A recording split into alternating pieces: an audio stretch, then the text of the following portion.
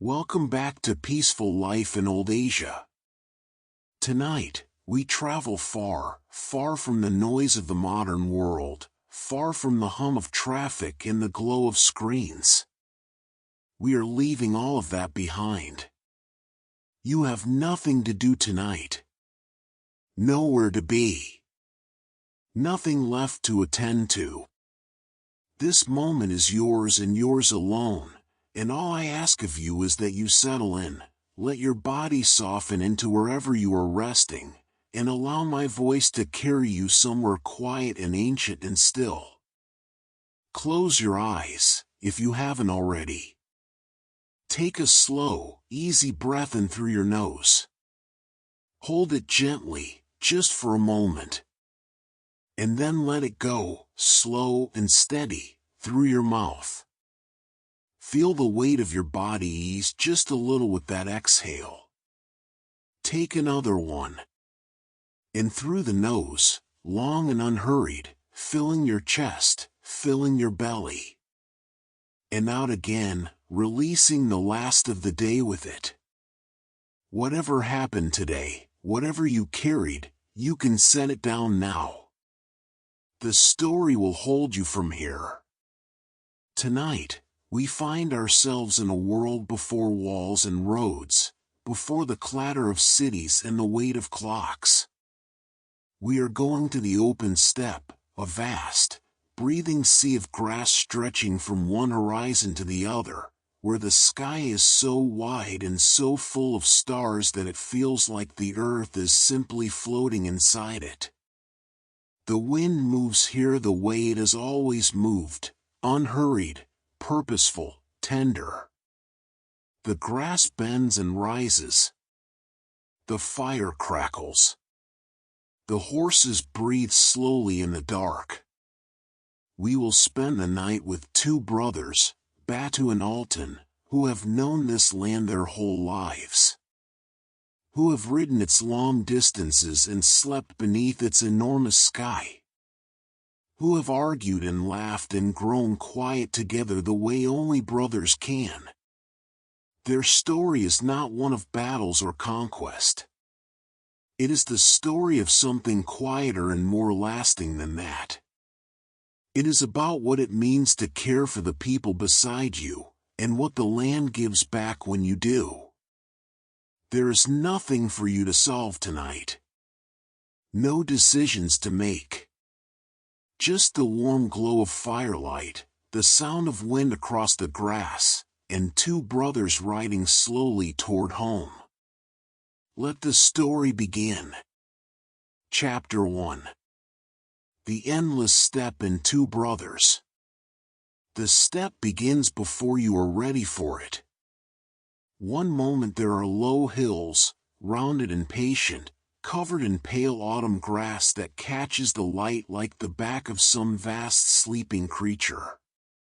And then the hills fall away, and the land opens, truly opens, and there is nothing ahead of you but sky and grass and distance. The horizon retreats as you ride toward it, always ahead of you, always unfolding, as though the earth itself is breathing out. There is no edge to it that you can reach. There is only more of it, more grass, more sky, more of that low, continuous wind that bends everything in the same direction and asks nothing in return. It was into this openness that Batu and Altan rode, as they had ridden 100 times before and as their father had ridden before them, and his father before that. The land was familiar to them the way a person's own hands are familiar, not something they thought about, but something they simply knew. The way the light fell in late autumn. The way the grass smelled after rain. The way the sky changed color in the hour before dark, moving through shades that no dye had ever quite captured, orange into pink into a violet so deep it seemed almost solid. The light that afternoon was low and golden, the kind that comes in the last weeks before the cold truly arrives, when the sun hangs close to the horizon even at midday and every blade of grass throws a long, thin shadow. The sky above them was the color of pale amber at its edges, shading upward into a deep and endless blue that had no bottom to it. Clouds moved slowly in the west, white and unhurried, dragging soft shadows across the earth below them, shadows that moved the way thoughts move when you are almost asleep, slowly and without particular direction. Batu rode at the front, as he always did. He was 4 years old, and the steppe had written itself on his face, in the deep lines around his eyes that had spent decades squinting into wind and sun, in the roughness of his hands on the reins, in the way he sat his horse with a kind of permanent, settled heaviness, as though he had grown into the saddle over a lifetime and no longer thought much about it. He was a broad man, wide through the shoulders, and his dark hair was braided back in the way of their people, threaded through with a strip of worn leather. He wore a heavy deal of dark felt, the color of storm clouds, belted at the waist with a strip of red-dyed hide that had faded over the years to a deep rust. He had been riding since before he could remember clearly. His first memory of a horse was not of riding one but of standing beside one, a great dark leg rising beside him like a column, a hoof the size of his entire small torso, and the smell of horse sweat and warm hide wrapping around him like something safe. He had not been afraid. He remembered that distinctly. He had been 3 or 4 years old, and he had pressed his face against that dark leg and felt the warmth of it and thought, in whatever wordless way a child thinks, "This is good."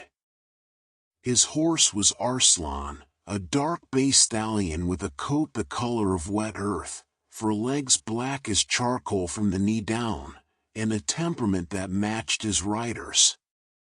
Arslan was not a beautiful horse by any particular measure of beauty. He was compact and heavily built, with a neck that jutted forward when he walked and small, sharp ears that turned constantly, reading the wind. But he was steady. In 12 years of riding together, Batu had never once doubted what Arslan would do. In a storm, in a crossing, in a night when the steppe went suddenly and terrifyingly dark, Arslan moved forward. That was enough. That was everything. They had come to each other the way good things sometimes came to you on the steppe, without ceremony, without planning, in the plain way of practical people who recognized a fit when they saw one. Batu had ridden many horses by then, some better and some worse, but he had not, until Arslan, found one that answered his particular kind of weight, not the physical weight, though there was that too, but the other kind. The weight a person carries when they have seen enough of the world to know how much can go wrong in it and have decided, despite this knowledge, to keep riding.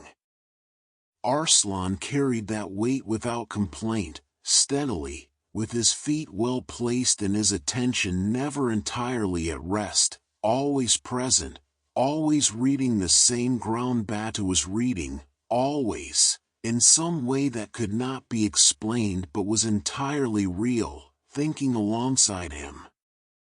He had told no one this.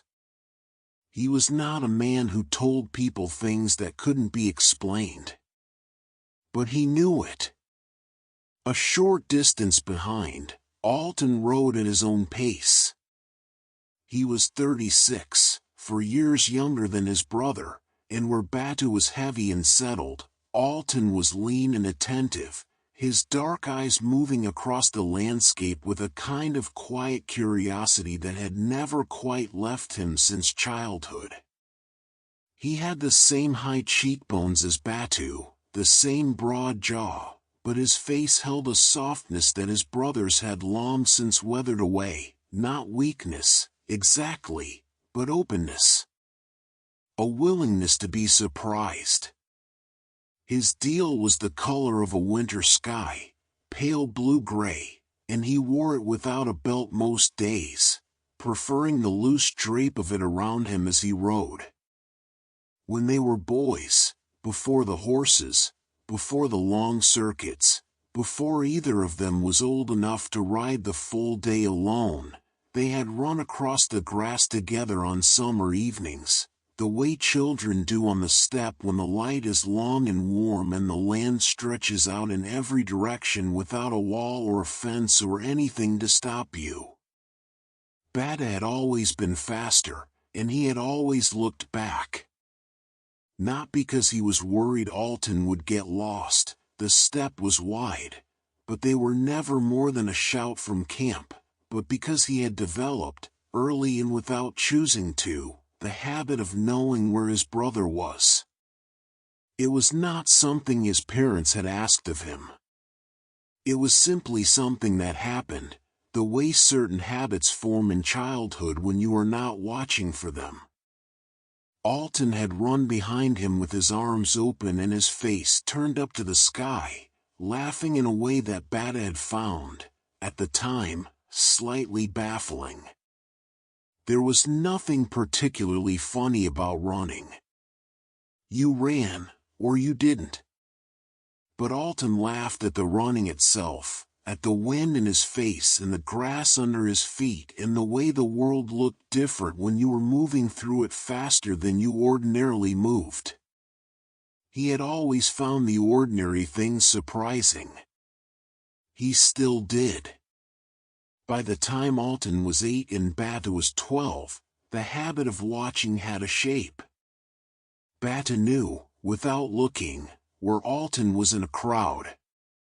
He knew, without being told, when Altan was tired or cold or more troubled than he was letting on. He knew how Altan's breathing changed in his sleep when a bad dream was coming, and he knew that if he reached across in the dark and put a hand on his brother's shoulder, the dream would not arrive. He had done this for years without thinking much about it. It was simply what you did. His horse was Saki. Even the name was a kind of description, it meant wind, and she moved like it. She was a cream-colored mare with a mane that fell in thick waves down one side of her neck, pale as sea foam, and she had a way of moving over the ground that was almost conversational, her hooves finding the earth lightly, as though she were simply choosing where to place herself rather than being ridden anywhere. Altan had been there the morning she came into the world, shaking and long-limbed in the gray pre-dawn light of an early spring, the foal of his uncle's gray mare. He had sat up through the long restless night with the mother, not because he had been asked to but because he could see she was struggling and the sight of a creature in difficulty was, for him, simply not something he could walk away from. When the foal finally came, all at once, in a rush, the way life arrives, Altan had been the first person to put his hands on her, steadying her trembling legs, speaking in a low continuous murmur that was mostly not words, just sound. She had stilled at his voice. That was the first thing she learned, that his voice meant safety. Everything after that was built on that first thing. In the years since, through her training in their first rides together and the long settling in of two beings learning each other's rhythms, Saki had become something Altan found difficult to think of in ordinary terms. She was not simply a horse he rode. She noticed the same things he noticed. She was calm about large things and interested in small ones, which was, he had always felt, exactly the right way around. They rode mostly in silence. This was not unusual for them. They had known each other so long, so thoroughly, That silence between them was not the absence of conversation but a different kind of it, a speaking in shared attention, in the angle of a head, in the small adjustment of a hand on the reins. Batu would slow almost imperceptibly when he spotted something on the horizon, and Altan would have already seen it. Altan would pause at the crest of a rise, and Batu would draw alongside without being asked. The wind came from the northwest today, steady and cool, carrying with it the smell of dry grass and distance. It pressed against their faces and moved through the manes of their horses and bent the long stalks of autumn grass in slow, rolling waves across the flat ground on either side of the trail. If you stood very still and closed your eyes, you could hear it, a low, continuous sound, not quite a hum and not quite a voice, but something in between. The steppe breathing. Batu had heard it all his life and had never found a word for it that satisfied him. It was simply the sound the world made when you were in the right part of it. The trail they followed was old, older than either of them, older perhaps than anyone alive could remember. It was not a road in any formal sense. There was no graded earth, no marked stones, no cleared corridor through the grass. It was simply a line across the land, worn faint by the passage of generations of horses and boots and cartwheels, visible only in the way the grass grew slightly thinner there, the earth slightly more compressed. You had to know it was a trail to see it. Strangers often didn't. But Batu and Altan had ridden it since they were old enough to ride alone, following their father as he followed his. They knew every fold in the ground along its length, every stream crossing, every place where it crested a rise and the world fell open in every direction at once. They knew it the way they knew each other, not perfectly, not completely, but deeply enough. The horses knew it too, each in their own way, Arslan as terrain and direction, his hooves finding the firmer ground without being steered, his sense of home pulling him steadily south, Saki as something more atmospheric, alert to the smell of the particular grass near the stream half a li from their gur, carrying the knowledge not as information but as the accumulated warmth of a place visited many times. The sun was lower now, the shadows longer. The grass had shifted from gold to a deeper amber, and the sky above the western horizon had begun to color, pale orange bleeding up into pink, pink into a soft and deepening violet. Somewhere far off to the east, the first stars were beginning to appear, faint and tentative, as though testing whether the sky was truly ready for them. Batu pulled Arslan to a halt at the top of a low rise. He sat there for a moment without speaking, looking out over the land ahead of them. It was the kind of country that required looking at, not because anything was happening in it, but because of the sheer scale of its stillness. The grass ran flat and unbroken for as far as he could see, interrupted only by the occasional dark shape of a distant cluster of trees following some buried thread of water, and beyond that the low smudge of hills that he knew were a full day's ride away. Altan drew alongside him, and Saki dropped her head to crop at a mouthful of grass.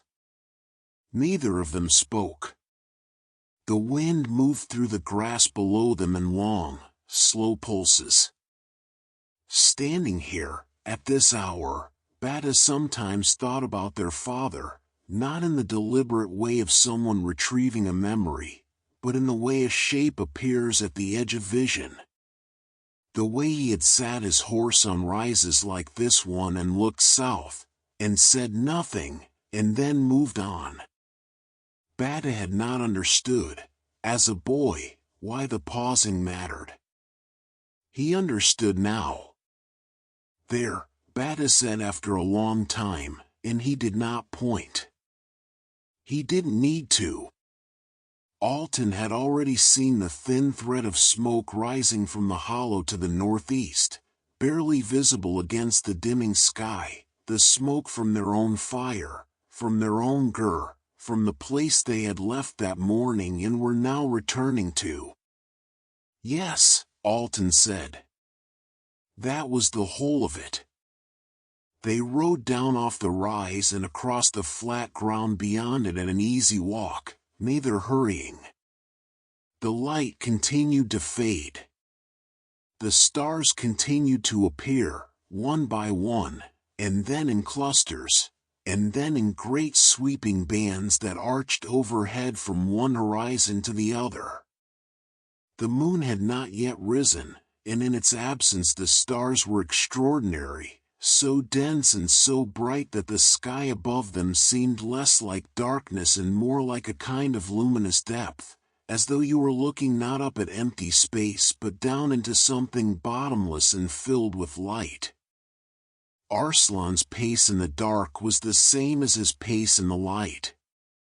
He moved through it the same way he moved through everything, forward, steadily, with his feet well placed and his ears reading the air ahead of him. In the dark, Bata trusted his horse completely, and the horse had never, in 12 years, given him reason not to. The gur came into view gradually. First the shape of it, a low, round dome against the darkening land, pale felt walls almost glowing in the starlight. Then the glow of the fire through the small gap at the door, a warm and amber light that spilled out onto the ground in a narrow wedge. Then the smell of the smoke, and the warmth of it, and the sound, the low crackling of burning dung and dried grass, the small, constant, utterly familiar sound of home. They unsaddled their horses at the wooden rail outside, working in practiced silence. Bata ran a hand down Arslan's neck and the stallion turned his head to look at him with one dark eye, patient and still, the look he always gave at the end of a day's riding, not demanding anything, just acknowledging, "We did this together, you and I, and here we are." Bata pressed his palm flat against the horse's jaw for a moment, and Arslan leaned into it very slightly, which was as much as he ever offered, and which was enough. Altan checked Saki's legs with gentle hands, running his palms slowly down each one, feeling for heat or swelling, finding none.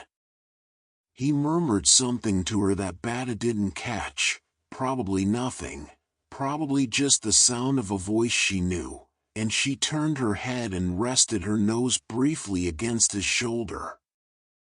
He stood with her for a moment after that, not moving, his hand on her neck. Then he stepped back and she turned to the hay, and he watched her eat for a little while before he went inside. Batu, who had already gone in, did not mention this. He knew Altan did it. A man who had been the first voice a creature heard in the world did not leave that creature's side quickly at the end of a long day. It was simply how it was. Inside the gur, the fire was low but steady. Someone, the boy from the neighboring family who watched their things when they rode long, had kept it fed, and the interior was warm and dry and filled with the familiar smell of wood smoke and old felt and the dried herbs that Altan hung along the lattice walls. Their sleeping mats were rolled out on the right side of the space, their few possessions arranged neatly on the left. The iron pot sat above the fire on its small iron stand, and inside it the dried meat and root soup from the morning had been kept warm, its steam rising slowly in the still air of the gur. Bata sat down heavily on his mat and began unlacing his boots. The leather was stiff from the cold and his fingers moved slowly, but he was patient with it. He was patient with most things that simply required patience, if not always with things that required gentleness. Altan fed the fire first, adding 3 pieces of dry dung from the basket beside the door, arranging them with care so the air could move between them, coaxing the flames up from low to steady. The light in the gur grew warmer and steadier, filling the space from the central hearth outward, casting long orange shadows against the felt walls.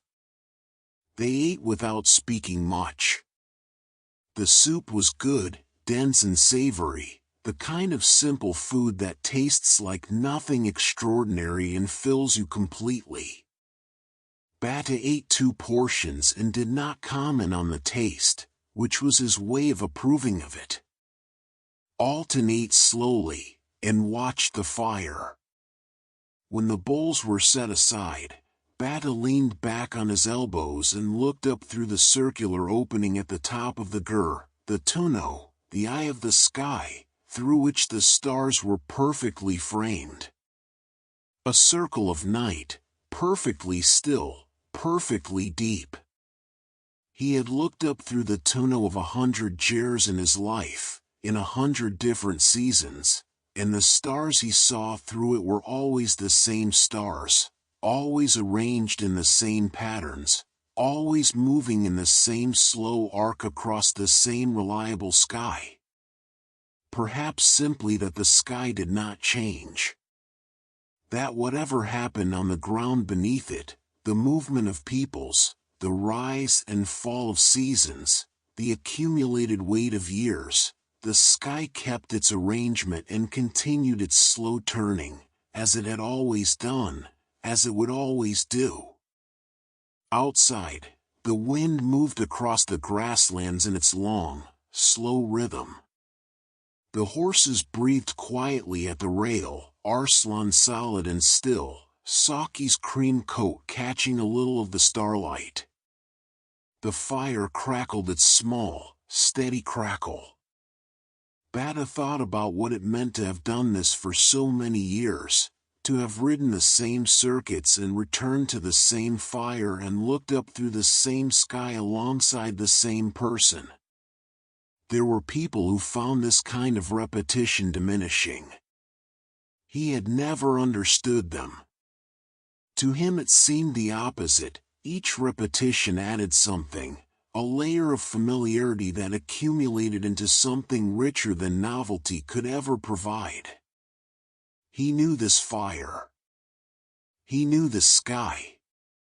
He knew the sound of Altan's breathing and the particular way Arslan's ears moved when he was fully at rest. He knew all of it, and the knowing was not a narrowing of the world. It was the world, made legible. Made his. Everything was as it had always been. Long day, Batu said at last. Long, Altan agreed. And that was enough. The stars turned slowly overhead. The fire settled. The wind moved through the grass with a sound like breathing, steady and low and endlessly patient, the voice of the steppe in the night, that low hum, that almost word, that sound the world makes when you are in the right part of it, listening. Batu's eyes grew heavy. He watched a single star through the tunnel as it drifted with the turning of the sky, small and bright and perfectly still in its own way, and then his eyes grew too heavy to watch anything at all. The fire crackled once. The wind breathed on. And the night deepened, soft and dark and full of stars. Chapter 2. The Measure of the Heart. The fire had settled into its quieter phase by the time the brothers began to speak. This was always the way of it. In the early part of the evening the fire was a working thing, something to cook over, something to warm hands beside, something that required tending and feeding. But later, when the meal was done and the bowls had been set aside and the cold outside had fully arrived and pressed itself against the felt walls, the fire became something else. It became company. It became the reason to stay still and let the thoughts come. Altan was lying on his back on his mat, one arm folded behind his head, looking up through the tonneau. The stars had not moved much, they never seemed to, if you watched them closely, though you knew they did, and the circle of sky above the opening was completely clear, as sharp-edged and luminous as a painting. Batu was sitting up, his back against the lattice wall of the gur, his legs stretched out before him, turning an old coin between his fingers the way he had done since childhood. It was a worn thing, the coin, so old that whatever image had once been pressed into it was now almost entirely smooth, just the ghost of a face on one side and something that might have been a horse on the other. He had found it as a boy in the grass near the river, and he had carried it ever since without ever deciding to. It was simply always in his pocket, and then his fingers, and then his pocket again. "Do you remember," Altan said, "the winter we spent with Father near the Orkhan?" Batu turned the coin once more. "Which winter?" "The one when the snow came early." "October." The horses were already thin and the grass was under ice, and Father said we would move south in 3 days, and then the storm came and we couldn't move for 2 weeks. "I remember." Batu's voice was level. "I remember being very cold." "You were furious," Altan said, and there was a smile in his voice, though he was still looking at the stars. "Every morning you went outside and looked at the sky as if you could argue it into clearing. Someone had to. It didn't work." "No," Batu agreed. "It didn't." The fire popped softly. A small shower of sparks rose and faded. Outside, the wind moved through the grass in its long, steady passage, that same low hum, barely a sound at all, more like a presence. "There was a family," Altan said. "Camped 2 rises to the east of us. Do you remember them? Old man, maybe 70, and his daughter and her 2 children. Their gur was small, one of the old ones, thick felt but half the size of ours. I remember them. Father took them our spare sheepskin. The big one, the winter one, the one we used as a second floor mat when the cold came through the ground." Batu said nothing for a moment. "I know what he took them." "You were furious about that too." Altan's voice was still warm, still easy. "You told him we needed it. That we couldn't spare it. That we would be cold ourselves without it." "We were cold," Batu said. "We were cold for 10 days after that." "Yes," Altan said. "We were." Another pause. The coin turned. The fire breathed. "But the old man's grandchildren weren't," Altan added, quietly. Batu did not answer. But his hand stilled on the coin for a moment, and then he set it down beside him on the mat, and there was something in that small gesture, something in the deliberateness of it, that was as close to agreement as Batu was likely to come. It was the way he had always been. Not ungenerous, that would have been the wrong word, and Altan would never have used it. But careful. Measured. The kind of man who looked at what he had and counted it honestly before he offered any of it, because he had grown up knowing that the steppe did not forgive carelessness, and that a family without enough was a family in real danger, and that sentiment was a luxury that the open land did not always permit. Their father had been different. Their father had given things away the way the wind gave its warmth in spring, freely and without calculation, trusting that the world would return warmth to those who gave it. And the world, as far as Altan had observed, largely did. Not always. Not on any predictable schedule. But often enough, and in ways that mattered. He had tried, over the years, to explain this to Batu. Batu had tried, over the same years, to explain to Altan the difference between generosity and recklessness. Neither of them had convinced the other. And yet here they still were, which perhaps said something about the strength of the argument that did not need words. Father used to say, Altan offered, after the silence had stretched out comfortably, that the steppe remembers who it has fed. Father also used to say that a man who gives away his boots will reach the river barefoot. He said both things. He was a complicated man. Altan smiled at the stars. He was. The wind moved outside. The horses were quiet at the rail. Batu could hear Arslan's occasional slow breath, that deep and steady sound that horses make when they are fully relaxed and not attending to anything in particular. Saki was silent. She slept more deeply than Arslan and made less noise doing it. Batu picked up the coin again. He thought about the sheepskin. He had not thought about it in years. It was a small thing, a single object in the long catalogue of a life, but Altan had a way of reaching back into the past and retrieving things that Batu had filed away and largely forgotten, turning them over in the light the way Batu turned his coin, showing them from a different angle. The old man's grandchildren. He had never learned their names. He barely remembered their faces, just two small shapes huddled inside a gur that was too thin for the weather.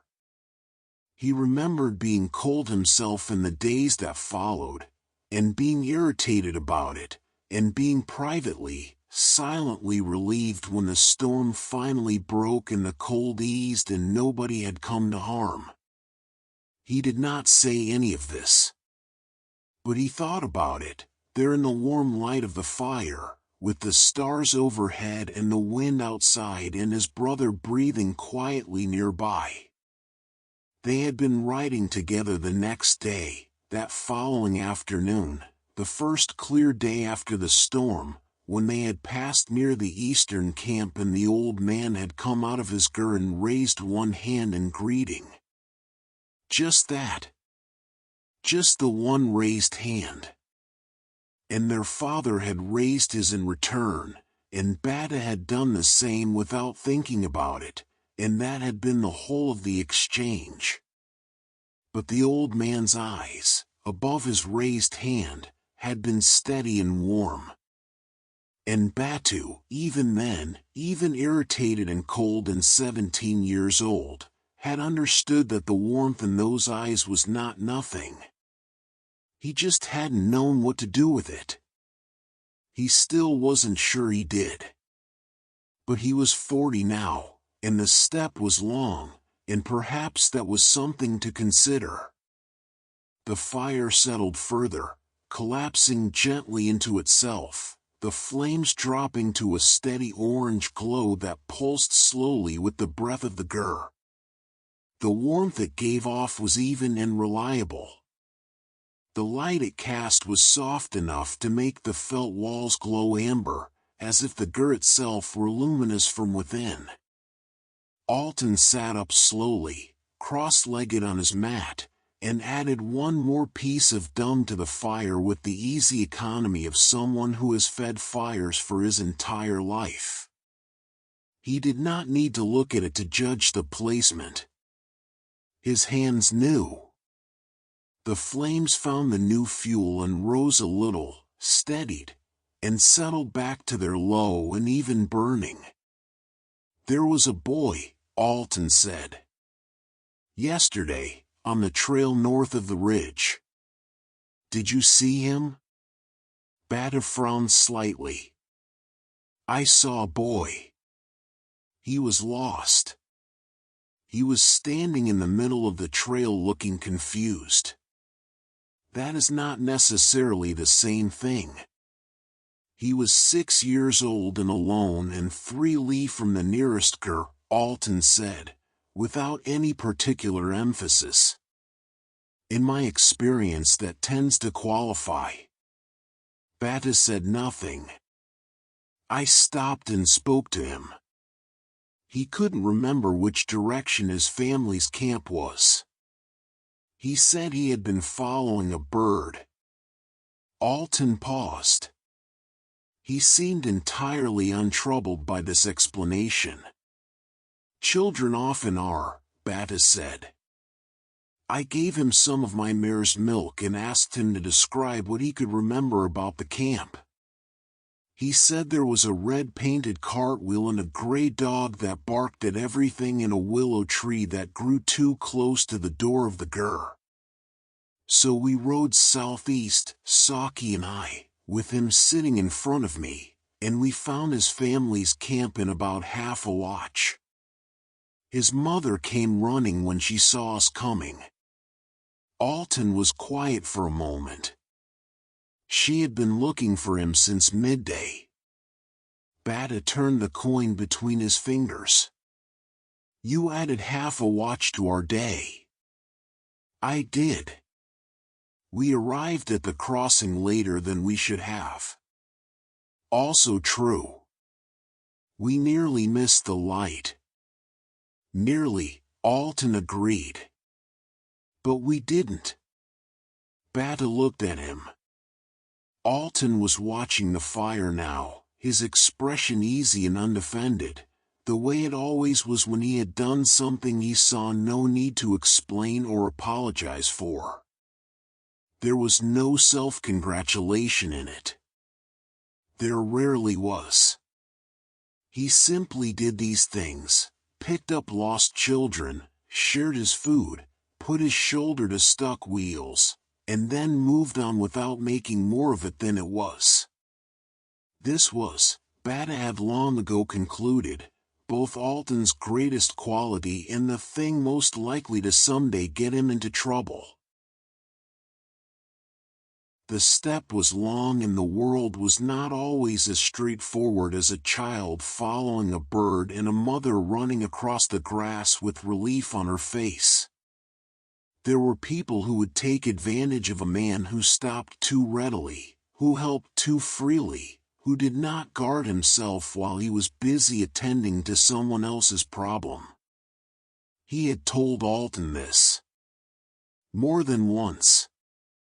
Altan had listened, and nodded, and continued doing what he did. Batu had watched him closely ever since, not to stop him, exactly, but to be nearby when he did. This was, he had eventually understood, the only response that made any sense.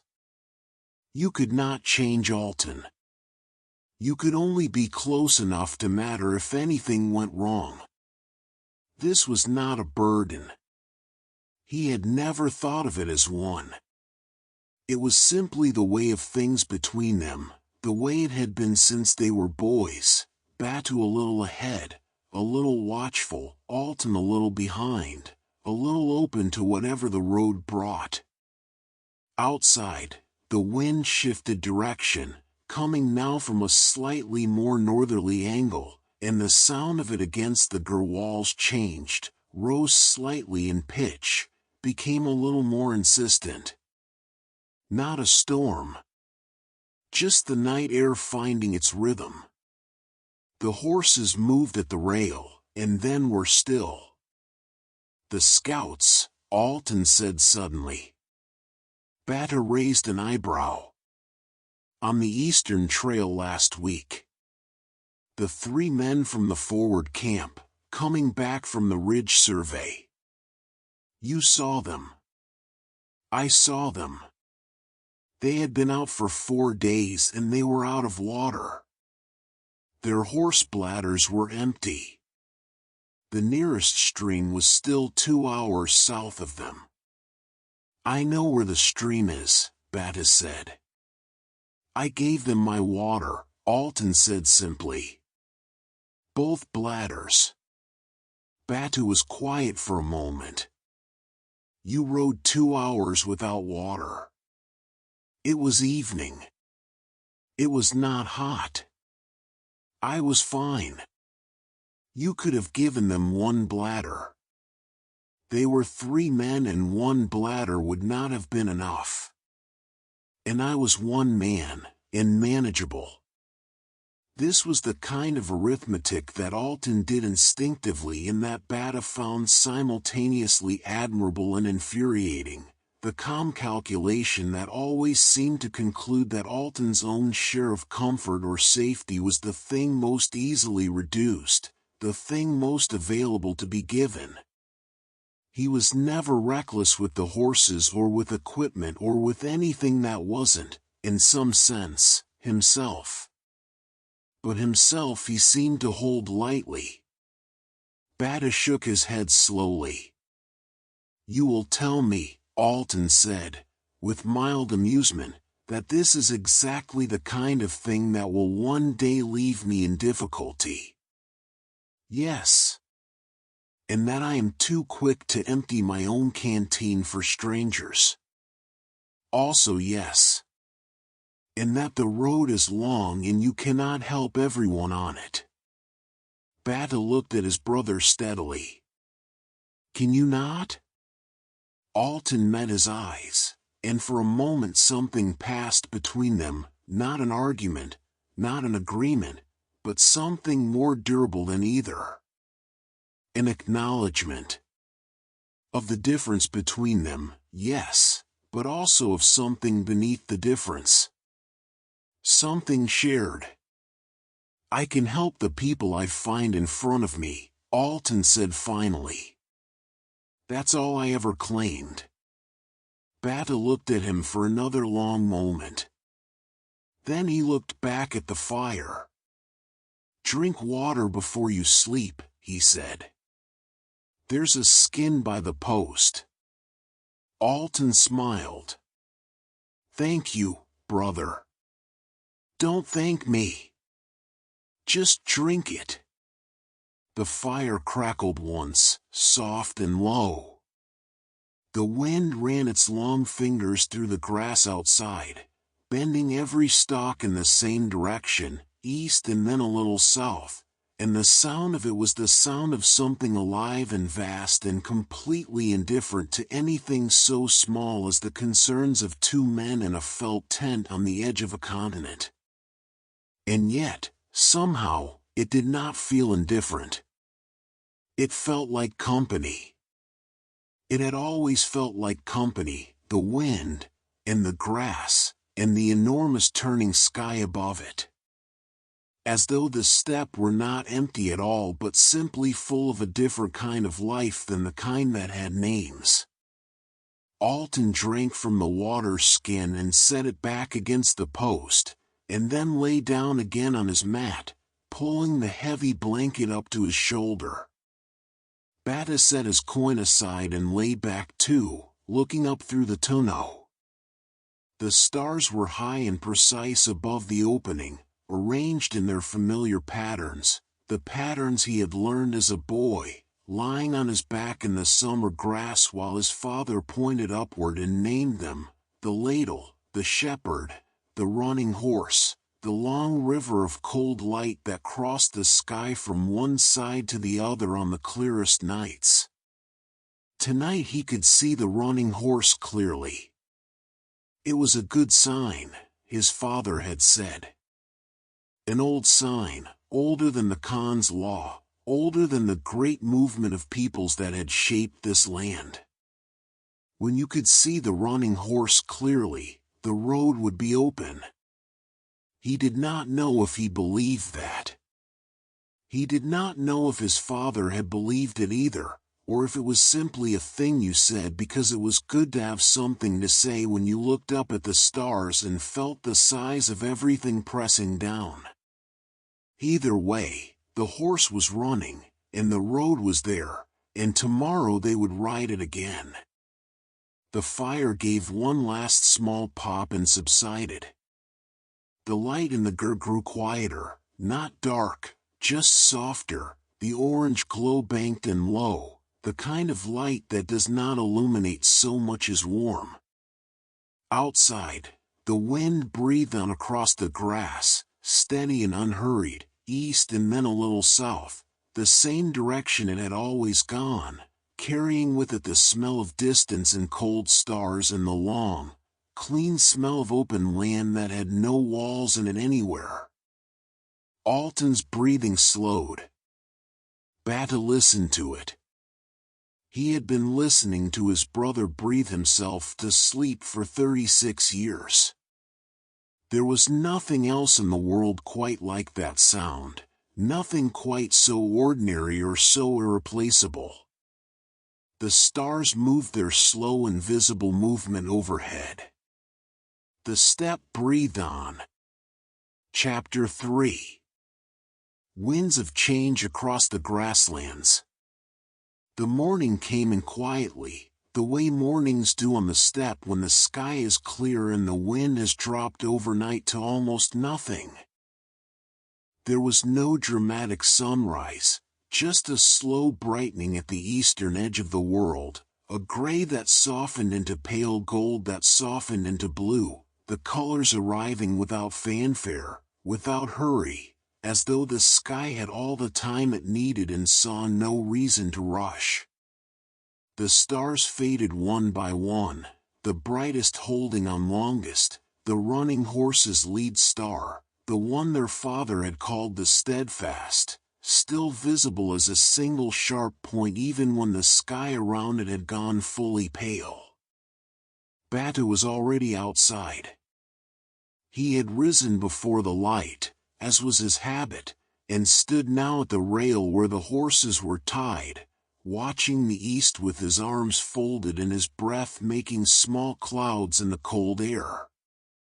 Arslan was awake beside him, alert in the morning way of horses, ears up and moving, nostrils reading whatever the still air carried.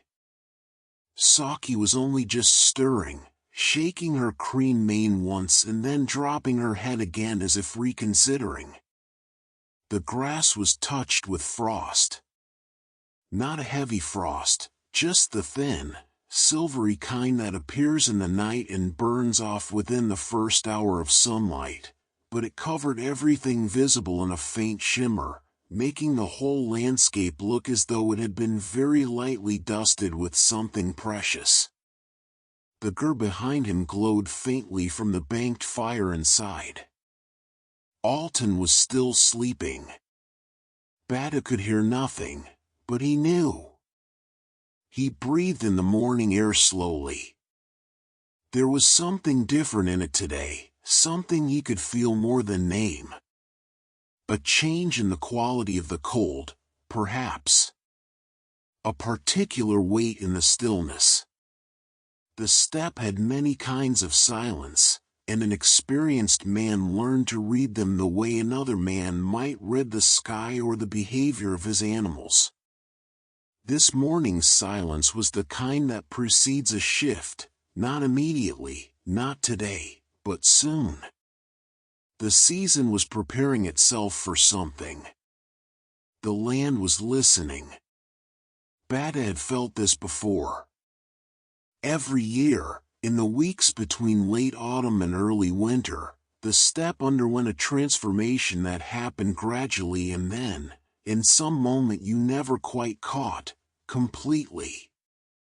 The grass went from gold to brown to gray. The wind changed its angle. The birds that had moved through and long, calling skeins through the autumn sky disappeared, and the sky went bare and wide and cold. And the distance became different. Clearer, somehow. As though the air itself thinned and tightened, and the hills you could see on a good summer day were suddenly closer, more defined, more present. He did not find this unwelcome. He never had. The cold season had its own beauty, its own particular kind of peace, the enforced stillness of it, the way it simplified everything down to its essentials: warmth, food, water, shelter, company. The things that mattered most were always most visible in the cold. He heard the gird door behind him and did not turn. Altan came and stood beside him, holding a bowl of warm milk in both hands, steam rising from it in a thin, white curl. He had dressed, but not fully. His deal was open at the chest and his feet were in indoor boots, soft-soled, quiet on the frozen ground. His hair was loose, not yet braided for the day. He held out the second bowl. Batu took it without comment and drank. They stood together in the early light, watching the frost burn slowly off the grass as the sun climbed. Arslan turned his head and regarded them both with mild interest, then looked away. Saki was fully awake now, moving her feet slightly at the rail, her tail swishing once. "Today," Batu said. "Yes," Altan said. No further explanation was needed. They were moving today, riding further than usual, following the longer circuit that would take them north along the river ridge and then east across the open flat and then south again to the lower grazing lands before the cold made it impractical. It was not an unusual journey. They had made it every year for as long as Batu could remember. But this year it felt more deliberate than it had before, as though the land itself were asking them to pay attention. They broke camp with the efficiency of long practice. The fire was banked and covered. The few things they were carrying were packed into the leather panniers that hung from Arslan's saddle. Altan checked the harness on both horses with careful hands, running his fingers along each strap and buckle, tugging gently at every connection. Batu watched him do it and said nothing, because there was nothing to say. Altan was thorough. He always had been. By the time the sun was a hand's width above the horizon, they were riding. The trail north was different from the trail they had ridden the day before, wider, more traveled, the grass worn short along its edges from the passage of herds and carts and the many feet of many seasons. It ran along the higher ground above the river valley, and from it you could look down into the valley below and see the glint of water between the stands of willow and the dark shapes of the cattle that grazed along its banks. The river was low at this time of year, pulling back toward its channel in preparation for the ice that would come in another month, and the banks it had retreated from were pale and smooth, almost like skin. They passed 3 gers in the first 2 hours of riding, family camps set back from the trail, smoke rising from their tonneau vents, horses and cattle and a few sheep visible in the surrounding grass. At each one, someone came to the door and looked out. At each one, Batu and Altan raised a hand. At each one, the hand was returned. This was its own kind of language. The steppe had many such languages, the language of fire placemen, the language of flag and banner, the language of horse behavior observed from a distance. The language of the raised hand was one of the oldest and most universal. I see you. I am here. All is well with me, and I ask if all is well with you.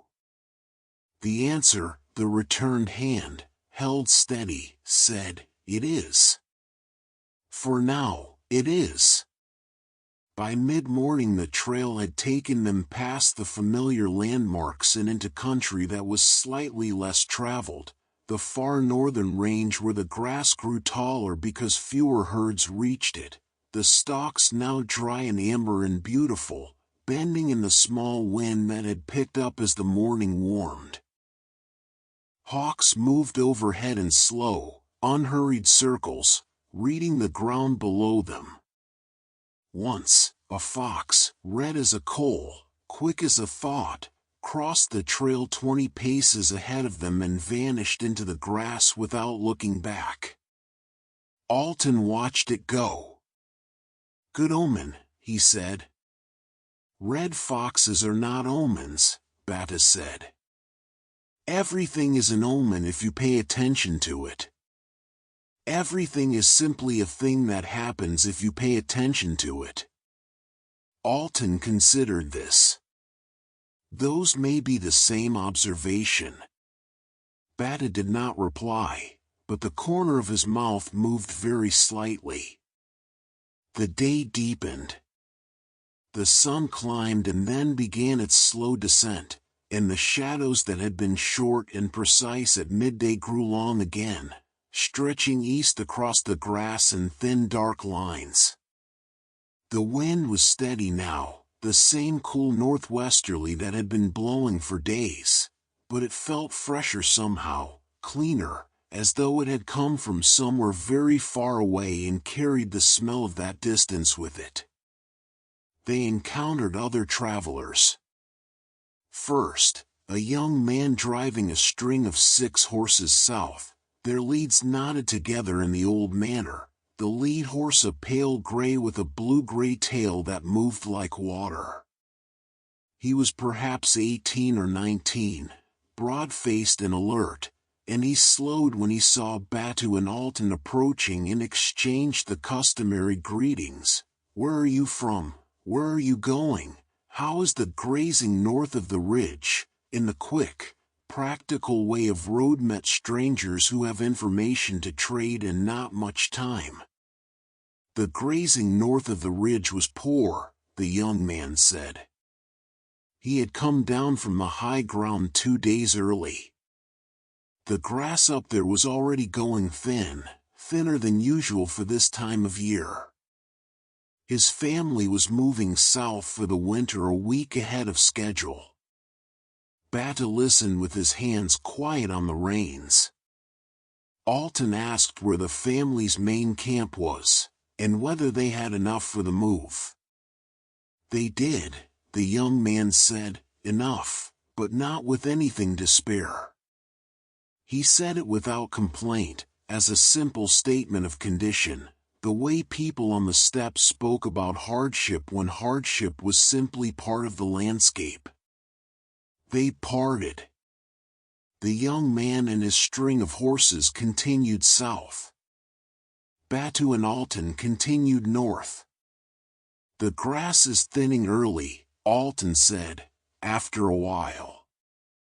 I heard him. It means the winter will be long. Or it means the summer was dry. Or the herds were too large. Or all three. Or all three, Altan agreed. They rode on. The sky above them was that particular shade of deep autumn blue that has no name in most languages because words have trouble holding something so absolute, not pale, not dark, not warm, not cold, but something in between all of those things that was entirely itself. A hawk rode the wind high above them, its wings barely moving, simply inhabiting the air. The second travelers they encountered were a pair of older women, sisters, by their identical way of sitting their horses, riding east on small, sturdy ponies loaded with felt bundles and leather sacks. They were perhaps 60, perhaps older, their faces deeply weathered and their eyes very bright. They knew the country north of the river well, they said, and they had news. There was movement among the northern clans. Not conflict, nothing so dramatic, but the kind of shifting and adjusting that happened every few years as the balance of grazing territories was renegotiated, as families that had grown too large for their traditional ranges began pressing outward, and families that had grown too small retreated inward. The Khan's administrators had sent representatives to oversee it. The representatives had been polite.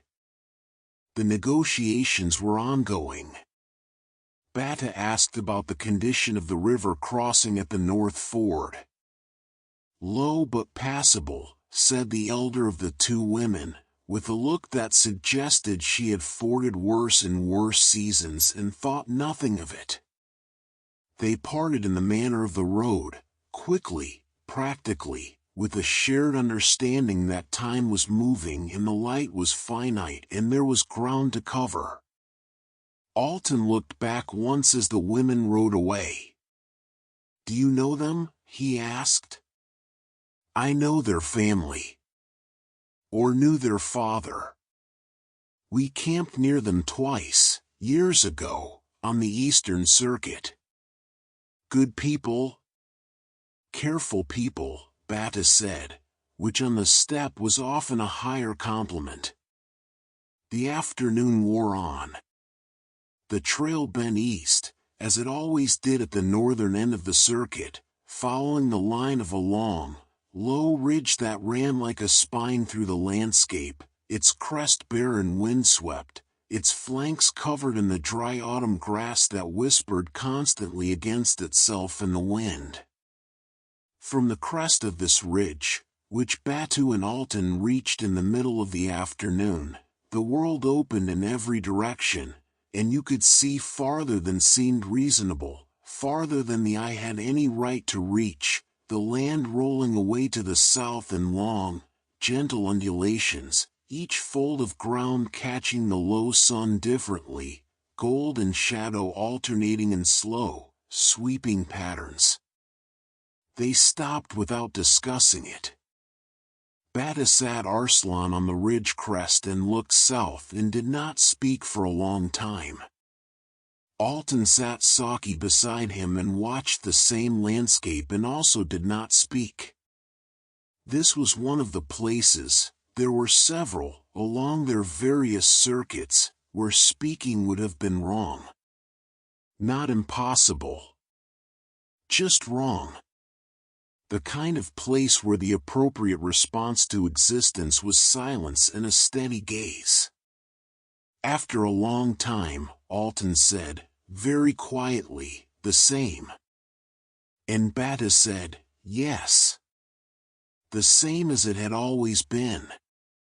The same as it had been when their father brought them here as boys and sat his horse in exactly this spot and said nothing for a long time, and then, when they had expected words, when they had been waiting for the lesson, for the wisdom that would explain what they were seeing, simply turned his horse and rode on. They had followed, confused and slightly disappointed, and it was only later, much later, years later, after their father was gone and the landscape remained, that they understood. The lesson was not about what you said. The lesson was the looking. The lesson was the staying still long enough to let the size of it reach you. They rode down off the ridge on the eastern side and the world closed back around them, the grasses rising to shoulder height in places, the sky narrowing overhead as the land folded into a wide, shallow bowl. The wind dropped in the bowl, and the warmth that had been stripped away on the ridge settled back around them, and the horse's pace relaxed. It was here, in the bottom of the bowl, that they found the family. Batu saw them first, or rather, saw the cart first, listing badly to one side on the uneven ground, one wheel wedged into a depression that had been hidden by the long grass. The cart was a heavy one, old wood bound with iron, and it was loaded with the compressed felt panels of a disassembled an entire household, flat-packed and stacked and roped into place, the kind of load that a family moves once or twice a year when the season turns. 2 yaks stood in their traces, patient as stone, their great heads hanging slightly in the way of yaks that have decided to conserve their energy while the humans sort out whatever the problem is. The family was a grandfather and his daughter-in-law, with 2 small children sitting in the grass nearby watching with expressions of mild philosophical interest. The grandfather was perhaps 70, stout and white-haired, and he had been trying to work the wheel free with a long pole he had improvised from a piece of spare timber, without much success.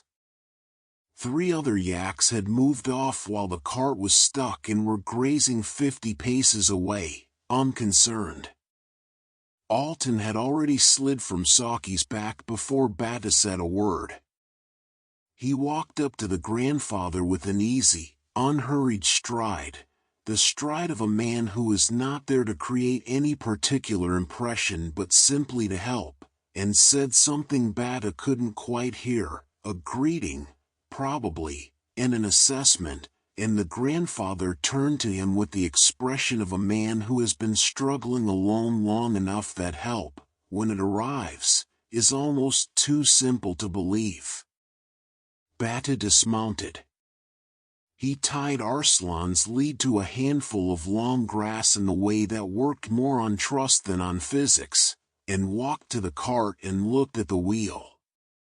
It had gone into a badger hole, the rim had found the edge of the hole at exactly the wrong angle and dropped in, and the weight of the loaded cart above it had done the rest.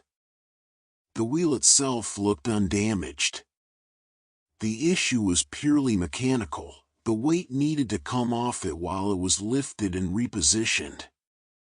"We'll need to lighten it," he said to no one in particular. Altan was already talking with the grandfather about exactly this. The 2 small children had come to stand nearby and were watching Batu with solemn attention. The daughter-in-law had appeared from the other side of the cart with a short rope and an expression of determined practicality. They worked.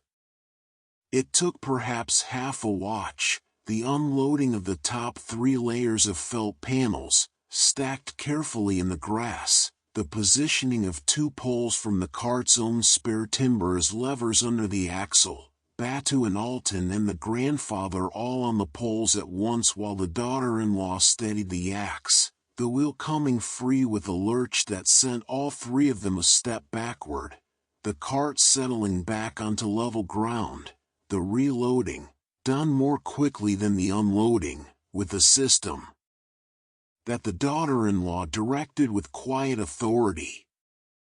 It was simple work. Honest work. The kind of work the body knows how to do without being told, the kind that empties the mind of everything except the next practical step. When it was done, the grandfather stood back and looked at the cart with the expression of a man accounting for something. Then he looked at Batu and Altan, and bowed, not a deep bow, not a ceremonial one, but the bow of one equal to another, the bow that says, "I see what you did, and I will not forget it." "Stay and eat," the daughter-in-law said. It was not quite an invitation. It was more like a fact she was stating, one that brooked no useful argument. They stayed. The daughter-in-law produced, from somewhere in the loaded cart, a leather bag of dried curd and a small clay jar of arag, the fermented mare's milk that was the steppe's universal currency of hospitality, and they sat in the grass in a rough circle, the children leaning against the grandfather's knees, and ate and drank in the manner of people who have just done something together and are in no hurry to stop being in each other's company. The grandfather spoke about the season. About the thinning grass. He had heard the same thing the young horse driver had told them, that the high northern ranges were already going bare. About the clans moving earlier than usual. About his own family's plan to winter near a valley he knew to the southeast, where a shoulder of the hills broke the worst of the north wind and a spring ran warm enough to not freeze until deep winter. Batu asked about the valley. He knew it, or knew of it, had passed near it once, years ago, on a different circuit. The grandfather described it carefully, the kind of description that a man gives when he has lived a place into his memory and wants to be sure it arrives whole in someone else's. Altan listened with his full attention, the way he always did, not politely, not performatively, but genuinely, as though what the old man was saying were something he had been waiting to hear. The children, emboldened by the air-warmed atmosphere, had begun to creep toward the horses. Saki regarded the smallest one, a girl of perhaps 4, with her mother's determined expression and her grandfather's white hair already showing in a streak at her temple, with what appeared to be complete equanimity. The child reached out and touched Saki's nose with the flat of her small hand, and Saki exhaled slowly and closed her eyes a little, which Altan had always said was the horse's version of a smile. Arslan was less receptive.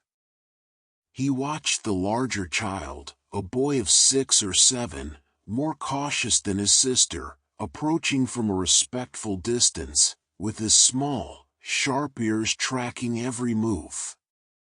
But he did not shift or stamp.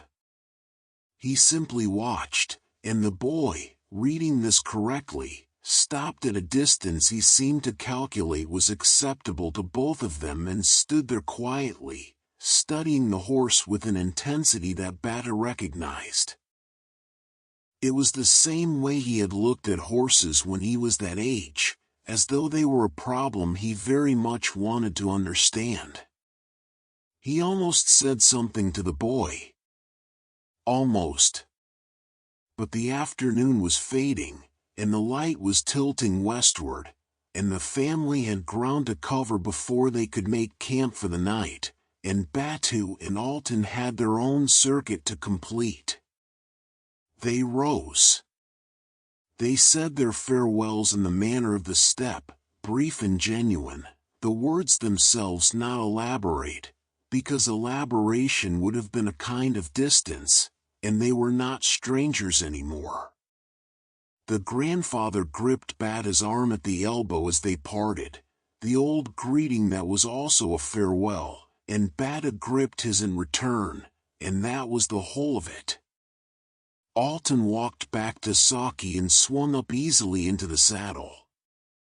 The little girl, who had been standing beside the horse, looked up at him with an expression of complete seriousness. "Will you come back?" she asked. Altan looked at her for a moment. "The steppe is round," he said. "All roads on it come back to themselves eventually." The girl considered this. Then she nodded, apparently satisfied, and turned back to her grandfather. They rode. Batu said nothing for a while. The bowl of land opened behind them as they climbed back toward the ridge, the family's cart growing small in the distance, the yaks moving again now, the whole scene already resolving itself back into the landscape as though it had always been there and always would be. "We'll be riding in the dark for the last hour," Batu said eventually. "Yes," Altan said. "We were going to be home before the light failed." We were. Batu looked at the horizon. The sun was already touching it, the sky above the western edge of the world beginning its long color change, orange, and then deeper orange, and then the kind of red that the steppe sky produced on clear autumn evenings, a color so rich and so precise that it looked like something had been poured across the clouds. The family needed help, Altan said. I know. Their wheel was stuck. I was there. The grandfather couldn't have freed it alone. Batu looked at his brother. Altan was watching the sunset with the same open attention he gave everything, his expression easy, his hands relaxed on the reins. He was not making a point. He was not gloating. He was simply noting, in his quiet way, the facts of what had happened. We ride light, Batu said, because it was the thing he had said before and because it was still true. We do, Altan agreed. Strangers can burden the trail. Sometimes, Altan said. And sometimes the trail is lighter for having helped them. The sun went below the horizon. The sky held its color for a while longer, that deep, pouring red, and then let it go, releasing it upward into violet and then into the first deep blue of evening. The stars began to appear. Batu felt something quietly settle in him, the way an argument settles when you realize you have been making it for the sake of form rather than conviction. He did not say anything about this.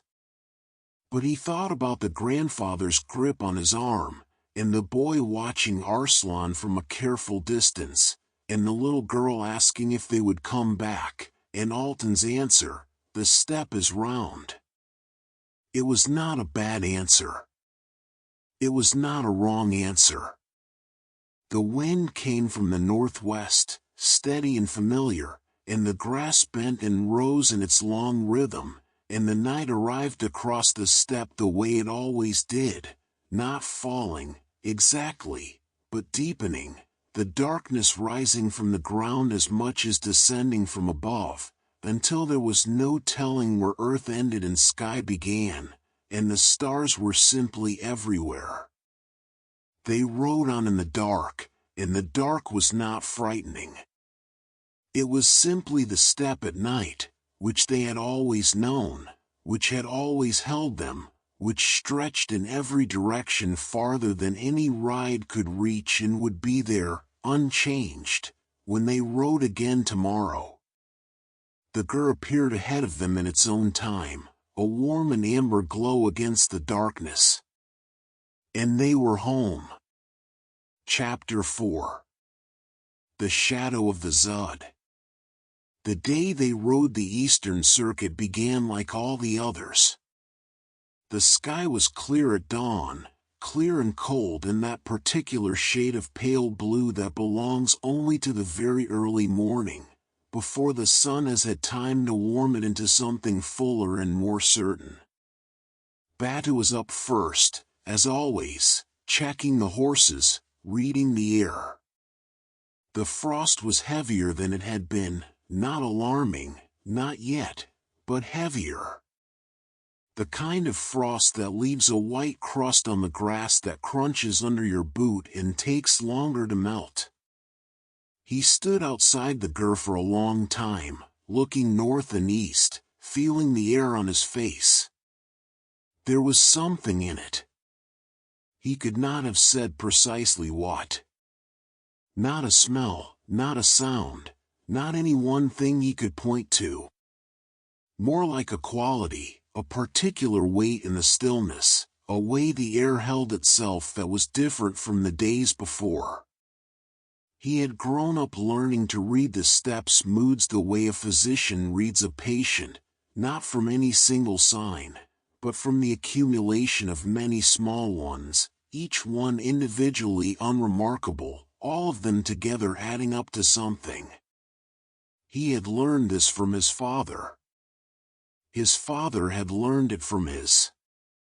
He went back inside and said nothing to Altan, because there was nothing definite to say.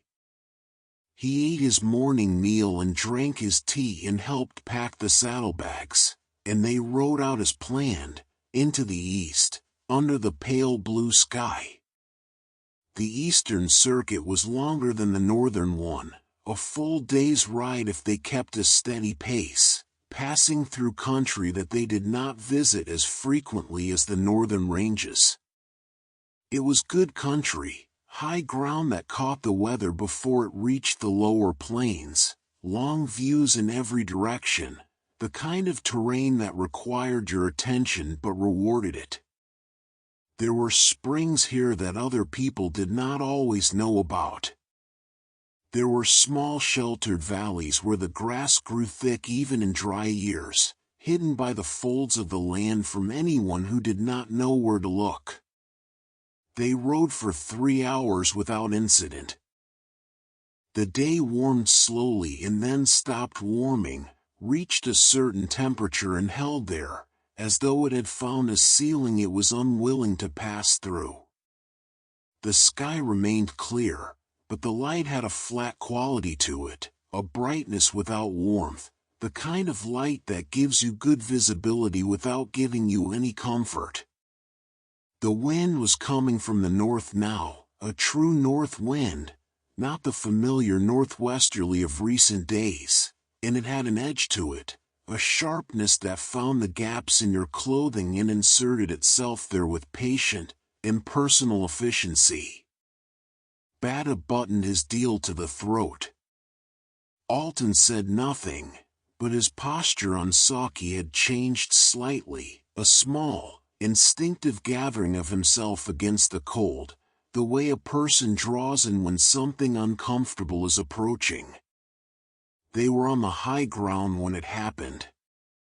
The terrain here was more varied than the open steppe, not dramatic, not mountainous, but uneven in a way that made you pay attention. There were hollows and depressions in the ground, some of them visible, some hidden by the long grass.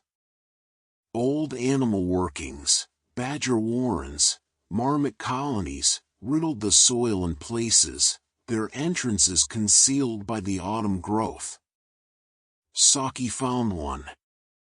She was moving at a walk. They had slowed to a walk on the uneven ground, as they always did in country like this, and there was nothing to signal what was coming.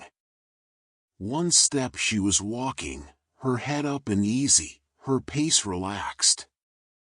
The next step her right foreleg dropped without warning into the hidden mouth of a hole in the earth, and she went down on that shoulder with a lurching, twisting fall that no horse can recover from at speed. She was not at speed. She was at a walk. It saved her from worse. But she came down hard on the shoulder and rolled part way, and Altan was out of the saddle and clear of her before she finished rolling. He had the kind of reflexes that come from a lifetime on horseback, the instinctive release of the stirrups and the sideways fall that keeps a rider from being caught under their horse, and he landed on the grass and rolled once and came up on his feet. Saki struggled to stand. She got up. That was the first good sign. She stood, shaking her head once, her cream coat darkened with dirt on the shoulder and flank. But when she took a step forward, the right foreleg did not bear weight correctly. She took the step, but the leg gave slightly at the fetlock, a hitch and a dip, and Batu, watching from Arslan's back, felt his stomach go cold. He was off Arslan before the feeling had time to become a thought. Altan was already at Saki's head, speaking to her, quietly, steadily, the low continuous murmur that she knew and that he had used with her since she was a foal. She was trembling slightly, not from pain alone but from the shock of the fall, the sudden violent disruption of the steady world she had been moving through a moment before. Her nostrils were wide. Her ears were moving constantly. Batu crouched at the right foreleg and ran his hands down it with practiced care. Fetlock, pastern, cannon bone. He pressed gently at the fetlock joint and Saki shifted her weight and Altan spoke to her again and she stilled. Not broken. He was almost certain. The bone was straight and there was no wrongness in the feel of it, no grinding, no crepitus. But the joint was hot, noticeably, unmistakably hot, and the soft tissue around it had already begun to swell, that characteristic puffiness that arrives quickly after a soft tissue injury, the body sending fluid to protect the area. A sprain. Likely a significant one. He stood and looked at Altan, and Altan looked at him, and they both understood what the look meant without either of them saying it. Saki could not be ridden. Not today. Not tomorrow. Perhaps not for several days, depending on how the swelling progressed and how much damage had actually been done. She could walk, slowly, carefully, with weight taken off the leg as much as possible, but she could not carry a rider, and she could not move at any pace that would make a long distance manageable. They were perhaps 7 li from the nearest gur they knew of. In good conditions, on horseback, that was nothing, a comfortable hour of riding, a pleasurable morning. On foot, with a lame horse, with the cold continuing to deepen and the north wind continuing to strengthen, it was a different calculation entirely. Batu looked at the sky. The flat light had changed while they attended to Saki. It was still bright, still clear, technically, but the quality of it had shifted in the way he had been half expecting since morning. The horizon to the north and west was no longer sharp. There was a softness to it now, a haze that was not quite cloud and not quite fog but something in between, the kind of visual obscuring that preceded the worst of the steppe's seasonal storms. A zud. Or the beginning of one. Not the ice sun of deep winter, when rain froze on top of snow and sealed the grass beneath an impenetrable crust and livestock starved because they could not reach the feed beneath it. Not that, not yet, not quite. But the dust storm that sometimes came ahead of the cold front, the blinding wall of fine dry earth and ice crystals picked up from the northern flats and driven south at speed, which reduced visibility to nothing and dropped the temperature with dramatic abruptness and made open ground genuinely dangerous to anyone caught on it unprepared. They had supplies for one night, standard for a day circuit. They had their coats and their gear. They had Arslan, who was unhurt and solid and would carry one of them. But not both. Arslan could carry Altan, or Arslan could carry their supplies and both of them could walk, or Batu could ride and Altan could walk, but none of those options resolved the essential problem, which was Saki in the distance and the approaching weather. Altan was looking at the same horizon Batu was looking at. "How long?" he said. It was not quite a question. "An hour. Maybe less." Batu looked around them at the landscape, reading it with the focused attention of a man doing a specific and urgent kind of mathematics. The high ground they were on offered no shelter. The depressions to the east might, if they were deep enough. There was a stand of low scrub perhaps half a li to the northeast, not trees, exactly, but enough woody growth to break the wind somewhat, and the ground near it would be lower than where they stood. He pointed. Altan saw it immediately. Yes. They moved. Altan led Saki by the reins, taking the weight off her right foreleg as much as a person can when walking beside a horse, walking on her left side, keeping her pace extremely slow, letting her find her own footing on each step. The mare moved with the careful, deliberate dignity of an animal that has been hurt and knows it and is doing what it can. She did not fight the slow pace. She did not try to rush. She simply walked, step by careful step, following Altan's hand on the rein. Batu led Arslan on Saki's other side. The stallion was calm, tense, reading the weather the way all horses read approaching storms, his ears sharp and his nostrils wide, but not panicking, not dancing. He walked steadily, and his steadiness was something to be grateful for. The wind picked up as they moved.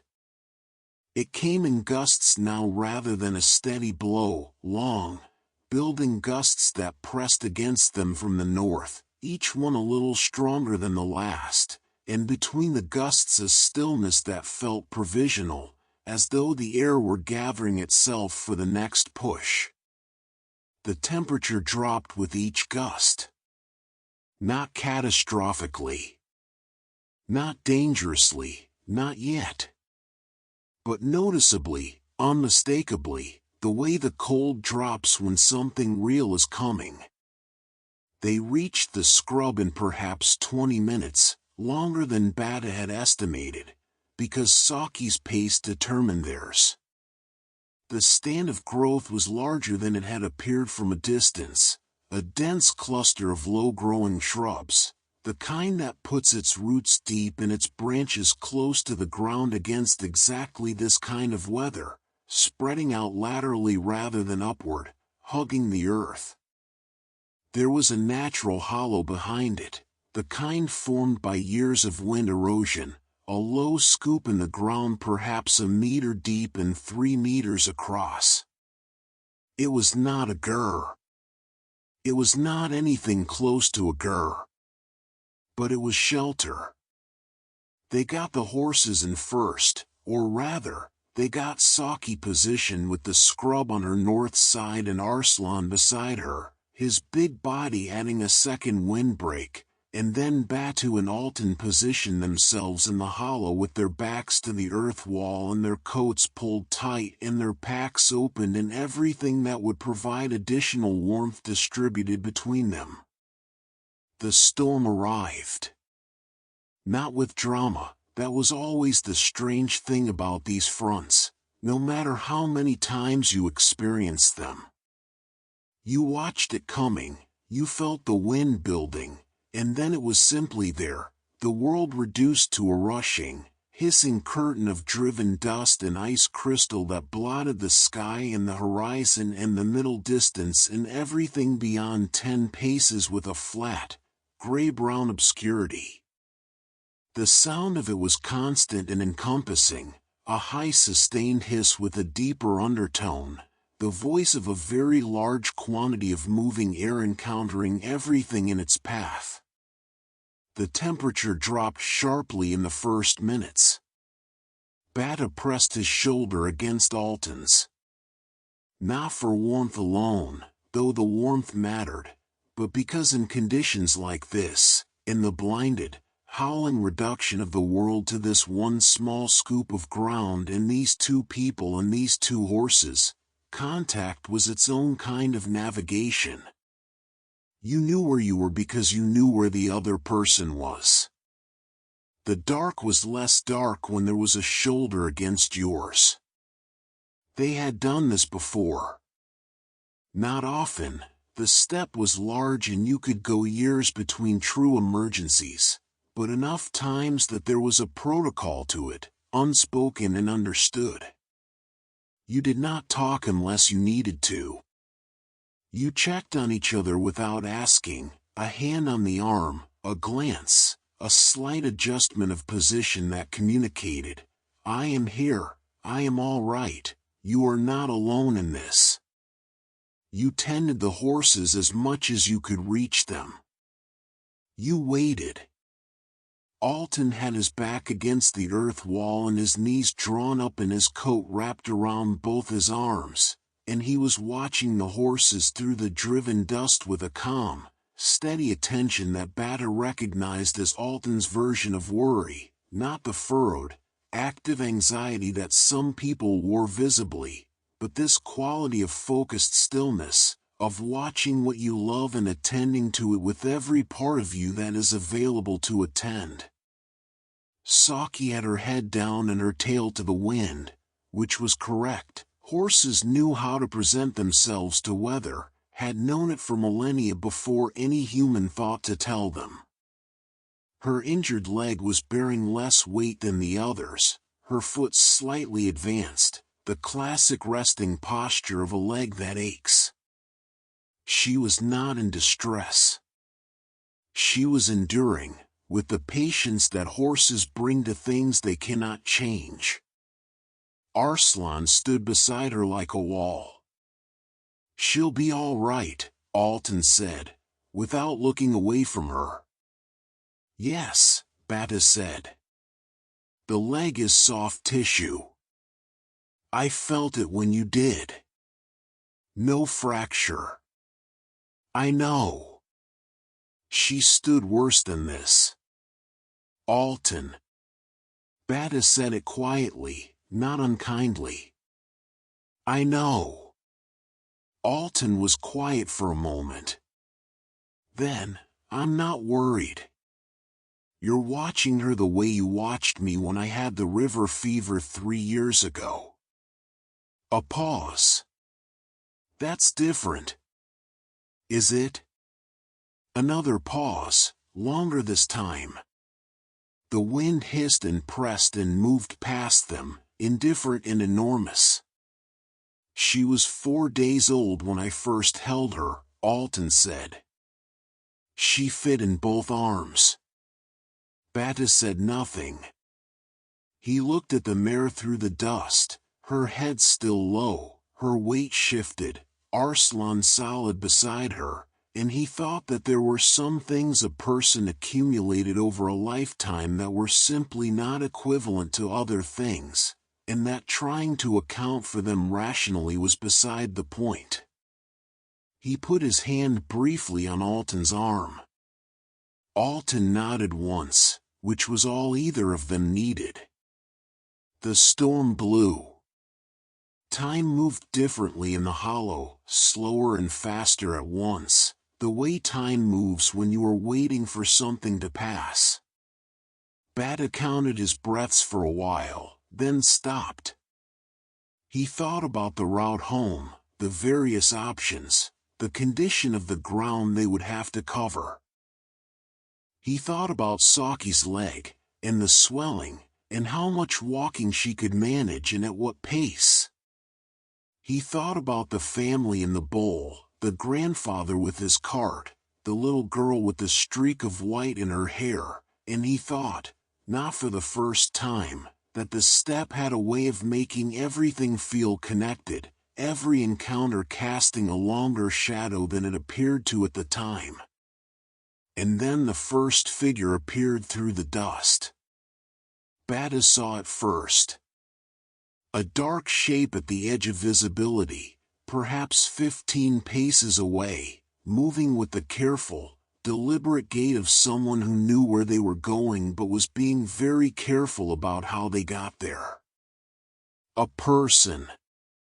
And behind them, a second shape, lower to the ground, a dog, or something like a dog, moving close to the first person's heels. He stood up from the hollow slowly, so as not to startle anyone in the dust, and raised his arm. The figure stopped. Then changed direction, coming toward them.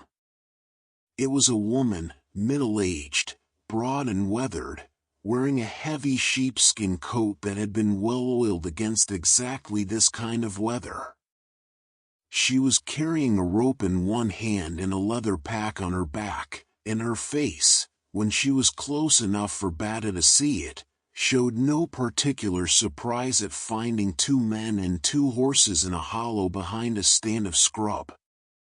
She had seen the horses first, probably, or the dog had, and redirected her. "Lost?" she said. "No," Batu said. "Waiting." She looked at Saki, at the leg, at the way the mare was standing. "How bad?" "Soft tissue. She can walk." The woman nodded with the brief efficiency of someone making a rapid assessment. "My camp is half a li north. Past the second draw."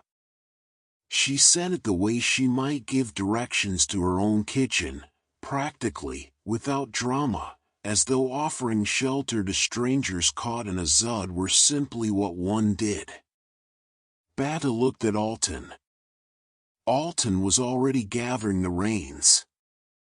Half a li in a dust storm with a lame horse took time, and it took care, and it took the woman's knowledge of the ground.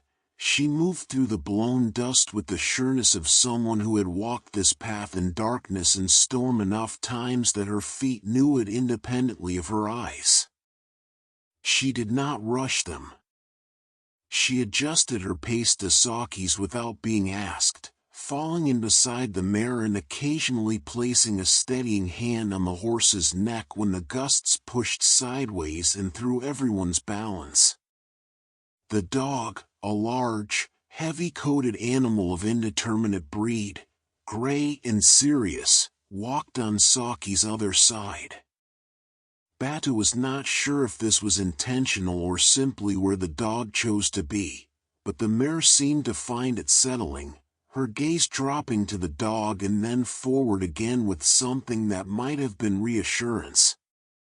The camp appeared through the dust with the sudden, almost startling quality that sheltered places have in bad weather. One moment you were in the storm, and the next moment there was a gur in front of you, solid and round and glowing from within, and the sound of the wind changed as you moved behind the windbreak of a low earthen wall that someone had built with exactly this in mind. The woman's husband came out of the gur when they arrived, a lean, quiet man who took Arslan's lead without being asked and moved the stallion to the sheltered rail on the leeward side and tied him with practiced speed. He looked at Saki, and at her leg, and then looked at his wife, and something passed between them, the kind of communication that happens between people who have lived together long enough that words are often an extra step. He disappeared inside and came back with a folded cloth that he had soaked in something, an herbal infusion, by the smell of it, astringent and faintly medicinal, and he wrapped it around Saki's fetlock with the careful, experienced hands of a man who had tended injured horses before. Saki stood for it without protest, only turning her head once to observe what was happening at her leg with what appeared to be mild scientific interest. Inside the gur, there was warmth and soup and the quiet steadiness of a household that had weathered many storms and expected to weather many more.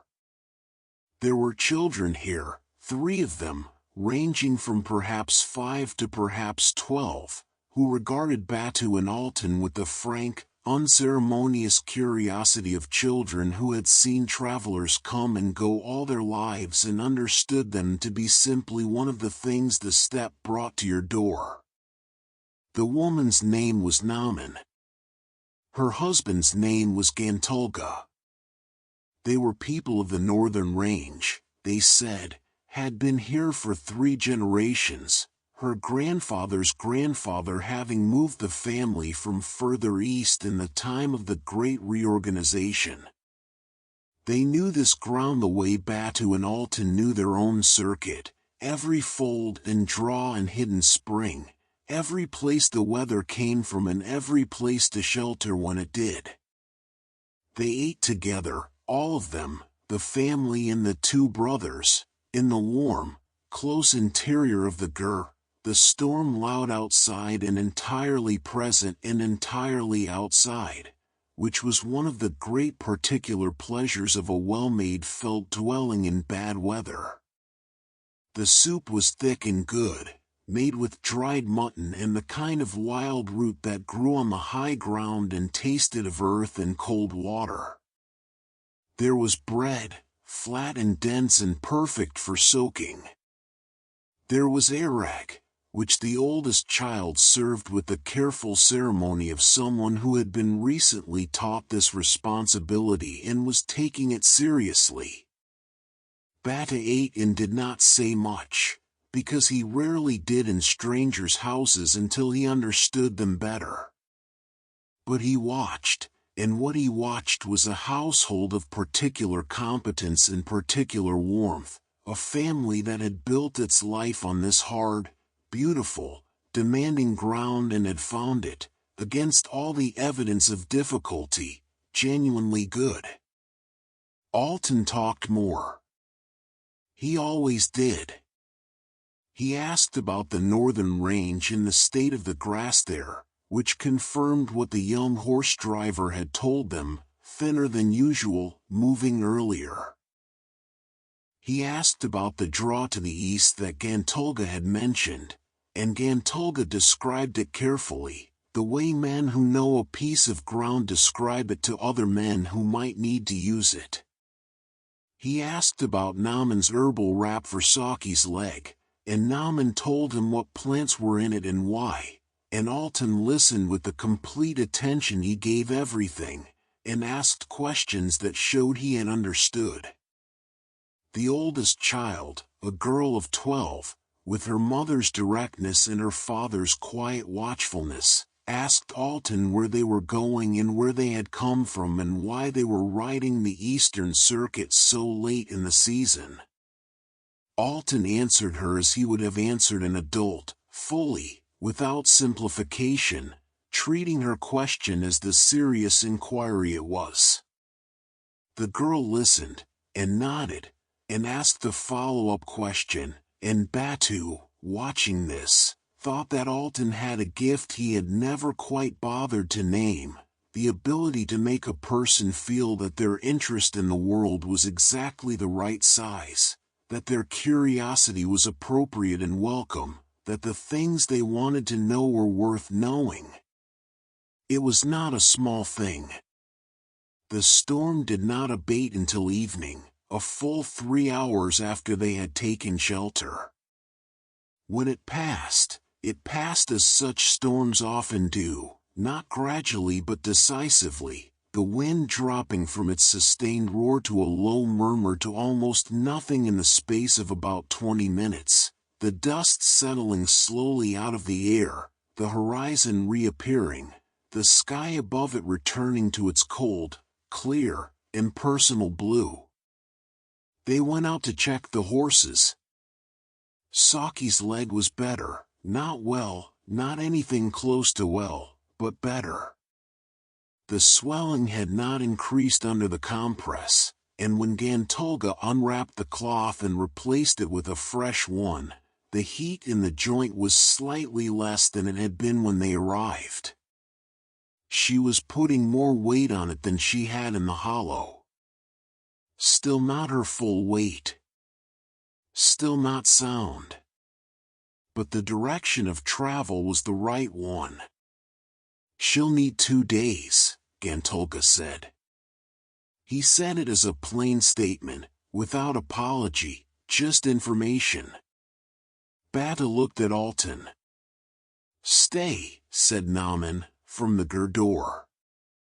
Again, it was less an invitation than a fact, a thing that was simply the case, requiring no debate. Batu looked at the sky for a long moment. He thought about the circuit, and the time, and the things they had planned to do in the next 2 days, and he weighed all of it against the alternatives. Then he looked at Saki, standing careful and slightly lopsided at the rail. The gray dog settled at her feet. "Thank you," he said. Naman nodded, as if the matter were settled, and went back inside. The stars were beginning to appear above the cleared sky. They came in slowly, as they always did after a storm had scoured the air, brighter than usual, sharper, as though the storm had polished the sky the way you polish metal, removing the tarnish of ordinary days and leaving something more precise underneath. Altan stood beside Batu at the rail, and they both looked up. "The people we helped," Altan said, very quietly. "The boy on the trail. The old man with the cart. The scouts." He paused. "We didn't know Naman. She didn't know us. And yet here we are." Batu was quiet for a moment. "She saw 2 men and 2 horses in trouble and she came toward them," he said. "That's all it was." "Yes," Altan said. "That's all it was." The fire inside the gur glowed amber through the felt walls. The horses breathed slowly at the rail. The gray dog had moved from Saki's feet to the doorway, where it lay with its head on its paws, watching the night. Above them, the running horse crossed the sky. Batu watched it for a long time. Then he went inside, out of the cold, where it was warm. Chapter 5. Firelight, Gratitude, and the Endless Sky. They stayed 2 nights and 2 days at Naman and Gantolga's camp. The first day, Saki rested. They changed her compress morning and afternoon, using Naman's herbal preparation, a blend of dried plants from the high ground whose names Altan learned carefully and whose properties he discussed with Naman at some length, to her evident satisfaction. The swelling in the fetlock continued its slow retreat. By afternoon she was standing squarely on all 4 legs, though she still favored the right when she moved. Batu watched her with the particular attention he had given animals all his life, the attention that is not quite hope and not quite worry but something between them, a steady focusing of everything you know onto the question of whether something is getting better. It was. The children treated the presence of the 2 brothers as an unexpected but entirely welcome addition to their world. The eldest girl, whose name was Saran, attached herself primarily to Altan, following him when he went out to check the horses, asking questions about Saki's injury and about horse medicine in general, and then, when those subjects were exhausted, asking about the places he had ridden and the people he had met on the long circuits. She had her mother's gift for direct questions and her father's patience in listening to the answers. The 2 younger children were boys, 7 and 5, respectively, and they were primarily interested in Arslan, whom they observed from a respectful distance with the intense, slightly odd attention that some children reserve for things that are large and powerful and not fully knowable. Batu caught the older of the 2, the 7-year-old, who was called Erden, trying to offer the stallion a piece of dried bread through the rail, holding it out with an expression of concentrated courage on his small face. Arslan regarded the bread. Then he regarded the boy.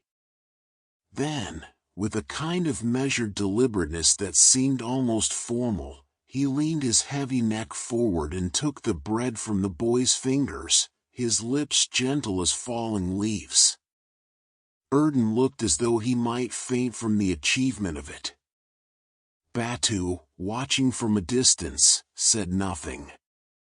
But something in him loosened slightly, some old, habitual tightness that he had carried for so long he had almost stopped noticing it.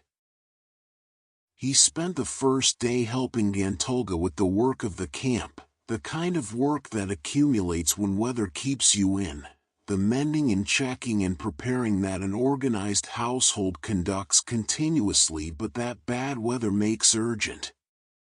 They worked mostly in silence, in the companionable way of two capable men who understand what needs doing and have no need to discuss it at length. Gantolga was precise in everything he did. His tools were clean, his repairs were clean, his assessment of what needed doing was accurate and his prioritization of it was sound. By evening of the first day, Bata had concluded that Gantolga was one of the most quietly competent people he had ever met. He did not say this, because it was not the kind of thing you said. But he thought it, and his respect settled into something solid. The second day, Saki walked.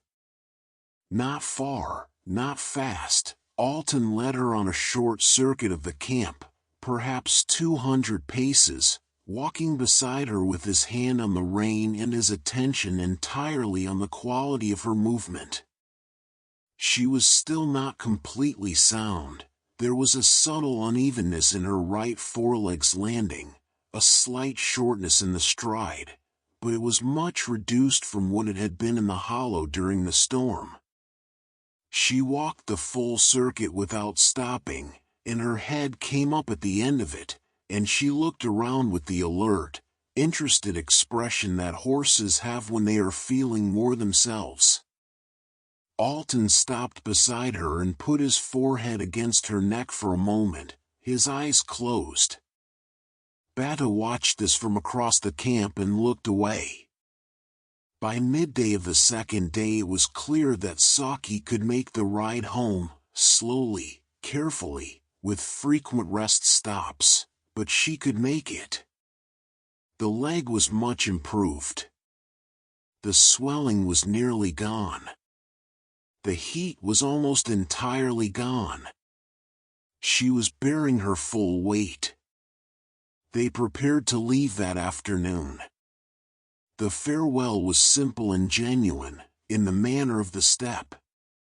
Naman packed them food for the ride, dried meat, curd, 2 portions of the flat bread, without being asked, and handed it to Altan with the directness of someone who sees a need and meets it without ceremony.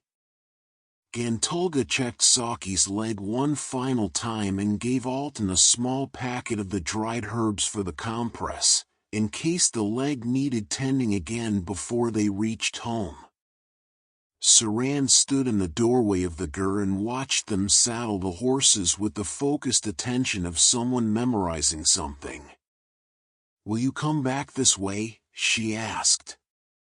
It was the same question the little girl in the bowl had asked, and Altan gave her essentially the same answer, though he added, for Saran, that the Eastern Circuit was a regular one, and that if she ever needed anything that lay along it, she had only to send word, and they would bring it. Saran nodded, satisfied, as though a contract had been negotiated and she was satisfied with the terms. They rode south.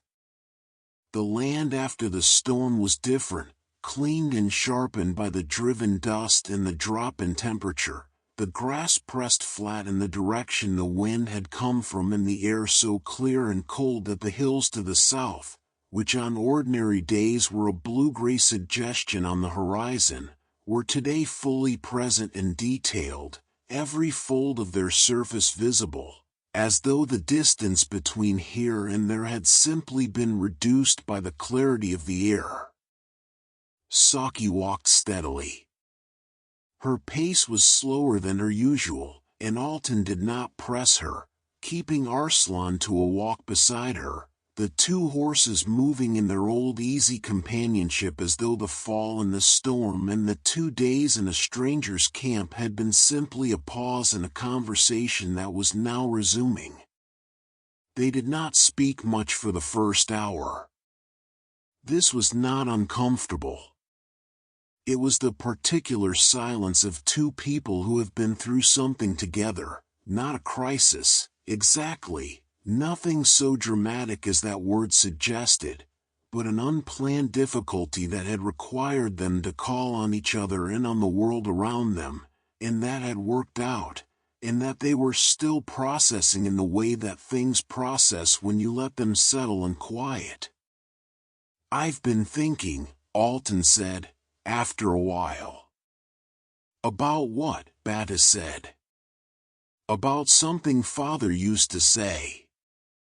Or rather, something I thought he said, that I've been turning over for years and am not sure I had right." Batu waited.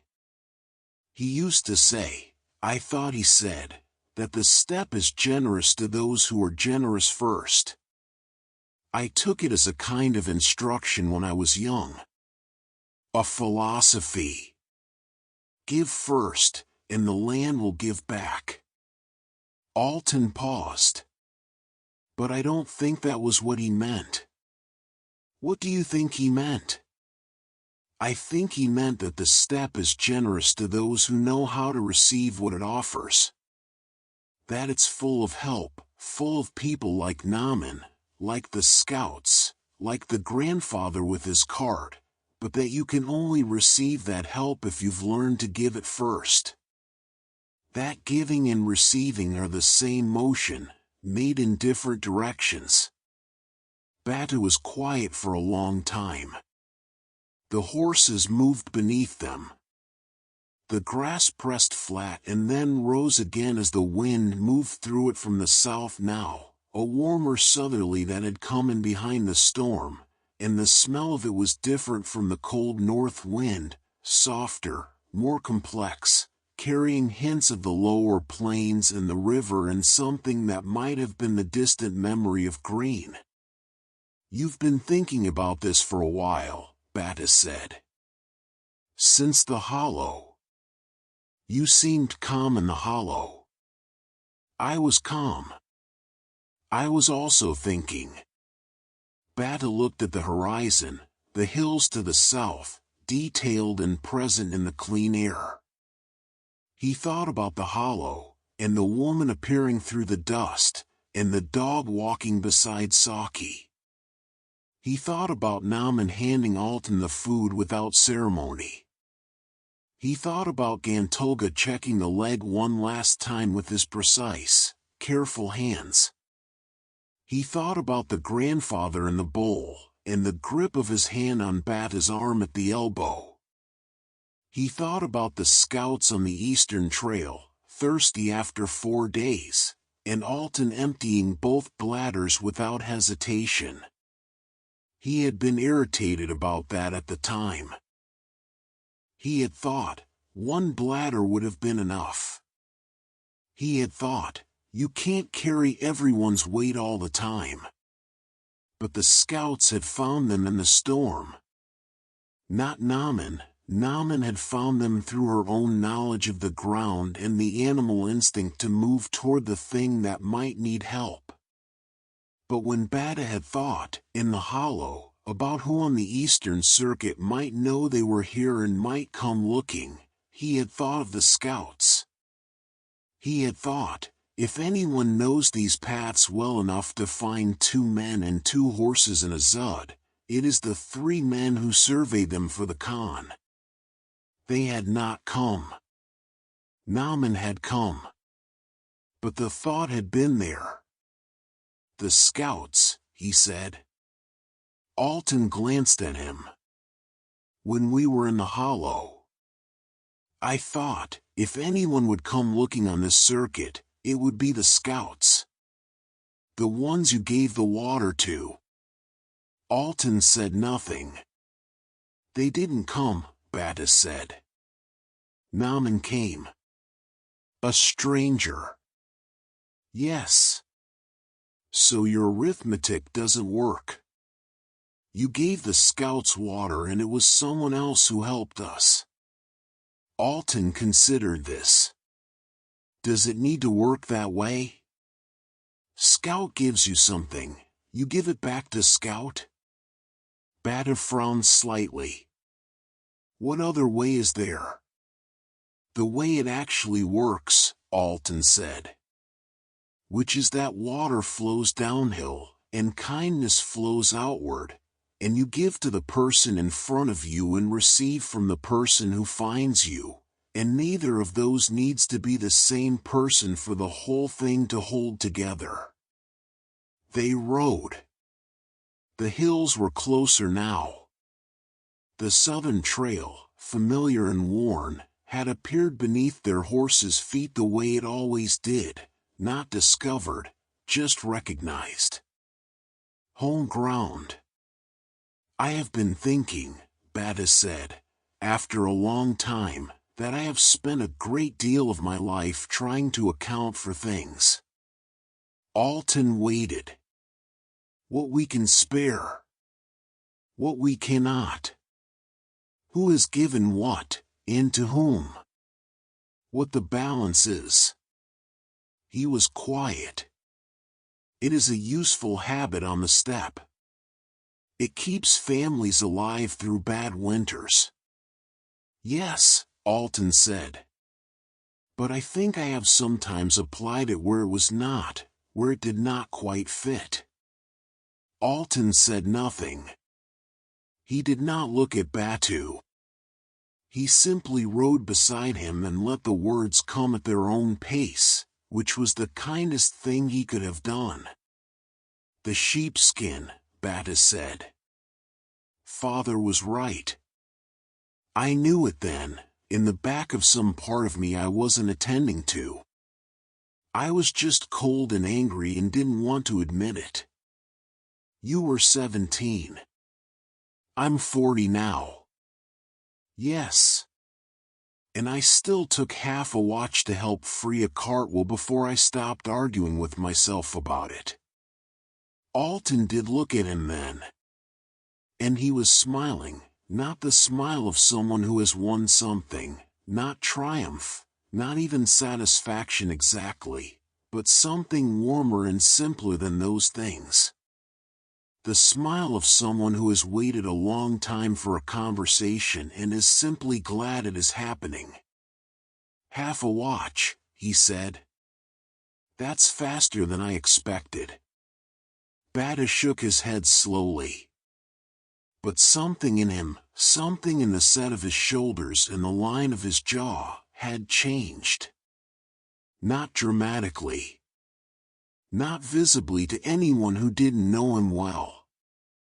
But Altan knew him well. They rode the last hour home in the long, warm silence of people who have said the thing that needed to be said and have nothing left to resolve. The gur appeared in its hollow below the trail, the smoke from its tonneau rising straight and pale in the still evening air. The boy from the neighboring family had kept the fire banked. The horses smelled home and their pace lifted slightly, Arslan's ears came forward, and even Saki's step had more spring in it than it had had all day. They unsaddled in the fading light, working in the practiced silence that was their oldest language. Bata checked Saki's leg, better, definitely better. The joint cool and quiet, the swelling entirely gone. She bore his hands on her without shifting, which was its own kind of answer. Inside, they fed the fire and made tea and ate what remained of the food Naman had packed them, and it was good, the dried meat and the dense bread and the last of the curd, and they ate it in a silence that was entirely comfortable. The kind of silence that has nothing left in it to be filled.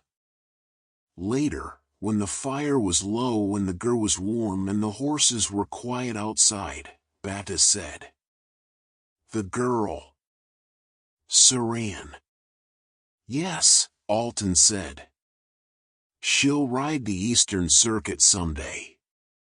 She has the eyes for it. She does, Altan said. Her father's patience and her mother's directness. A good combination for this country. Yes. The fire crackled once. The wind outside was gentle, the southerly that had come in behind the storm, warm and soft and without any of the north wind's edge. It moved through the grass and the long, even rhythm that Bata had been listening to his whole life, the rhythm that was the steppe's deepest and most constant voice, the one that went on beneath everything else, beneath weather and season and the movement of peoples and the rise and fall of great things, the simple, steady, inexhaustible breathing of a very large piece of the world. Bata lay back on his mat and looked up through the tonneau. The stars were extraordinary tonight, the post-storm sky in its sharpest mode, every star distinct and present, the great sweep of the cold river of light crossing from one edge of the circle to the other, the running horse visible in full, its lead star the steadfast glowing with particular clarity. He looked at it for a long time.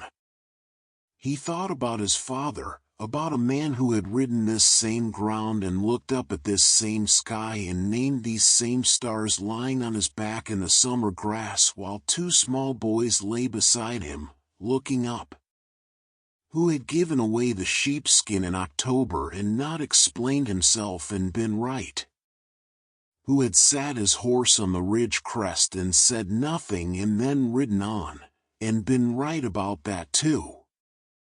He thought about what it meant to ride with a person for 40 years, to know the sound of their breathing in the dark, and the way they sat their horse, and the particular quality of their attention when they were worried about something they were pretending not to be worried about. To have argued the same argument for 30 years without either of you conceding, and to have found that the argument itself was not the point. The riding together was the point. The staying close enough to matter when it counted.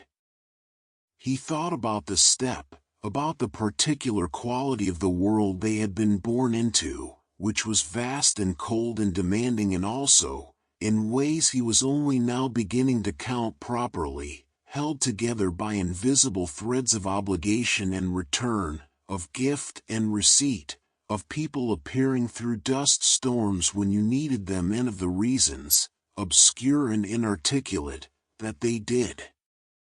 He could hear Altan's breathing slowing beside him. "Brother," he said quietly. A pause.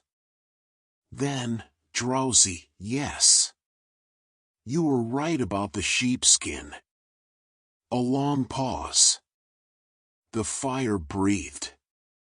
The stars held their positions overhead. "I know," Altan said. And then, after a moment, "Thank you." Bata said nothing. There was nothing more to say. The fire gave a long, quiet exhale, not quite a pop, not quite a crackle, just a settling, and the light in the gur grew slightly softer. The orange glow that had been active and dancing subsided to something more like an ember's warmth, steady, low, patient. Outside, the horses breathed their slow and even breath at the rail. Arslan stood the way he always stood, solidly, with his weight distributed in his ears in their resting position, his dark coat catching no light in the dark, only his shape visible against the lighter darkness of the sky. Saki stood beside him, her cream coat a soft pale presence, her mane still, her injured legs square and quiet and, finally, at rest. The wind moved through the grass. It came from the south now, that warm and gentle southerly, bending the dry autumn stalks in the direction of home, and the sound of it was the sound the steppe had always made in this kind of night, that low continuous hum, not quite a voice and not quite a silence, the sound of a very large thing breathing steadily in the dark. Bata closed his eyes. He was not thinking about tomorrow, or the circuit, or the thinning grass, or the movement of the clans, or any of the 10,000 things his mind ordinarily held and turned and worried at. He was simply here, in this felt circle of warmth, with the stars overhead and the horses outside and the wind and the grass and his brother's breathing growing slower and more even beside him. The running horse crossed the sky. The road, as it always had, remained open. And the steppe breathed on. It had always breathed on. It would breathe on long after the fire had gone cold and the gur had come down and the trail had been ridden by other feet and other horses and other brothers who did not know yet what kind of country they had been given, but who would learn, as everyone learns, in time, that the vastness of it is not an absence but a presence, and that the wind that seems to take everything from you is also the thing that brings it back, and that the people you find in front of you on the long road are never, in the end, strangers. The fire settled to its lowest ember. Altan slept. Batu listened to the wind for a little while longer, that old sound, that voice of the world he had been born into and would ride until he could ride no more, and then let his eyes stay closed. The stars moved overhead in their slow and permanent procession. And the night held everything gently, the way the steppe has always held the people who ride it, without drama, without sentiment, without anything so small as a word, just the long, steady, unhurried embrace of a world that was here before you and will be hereafter, and that is, in the meantime, entirely willing to be shared.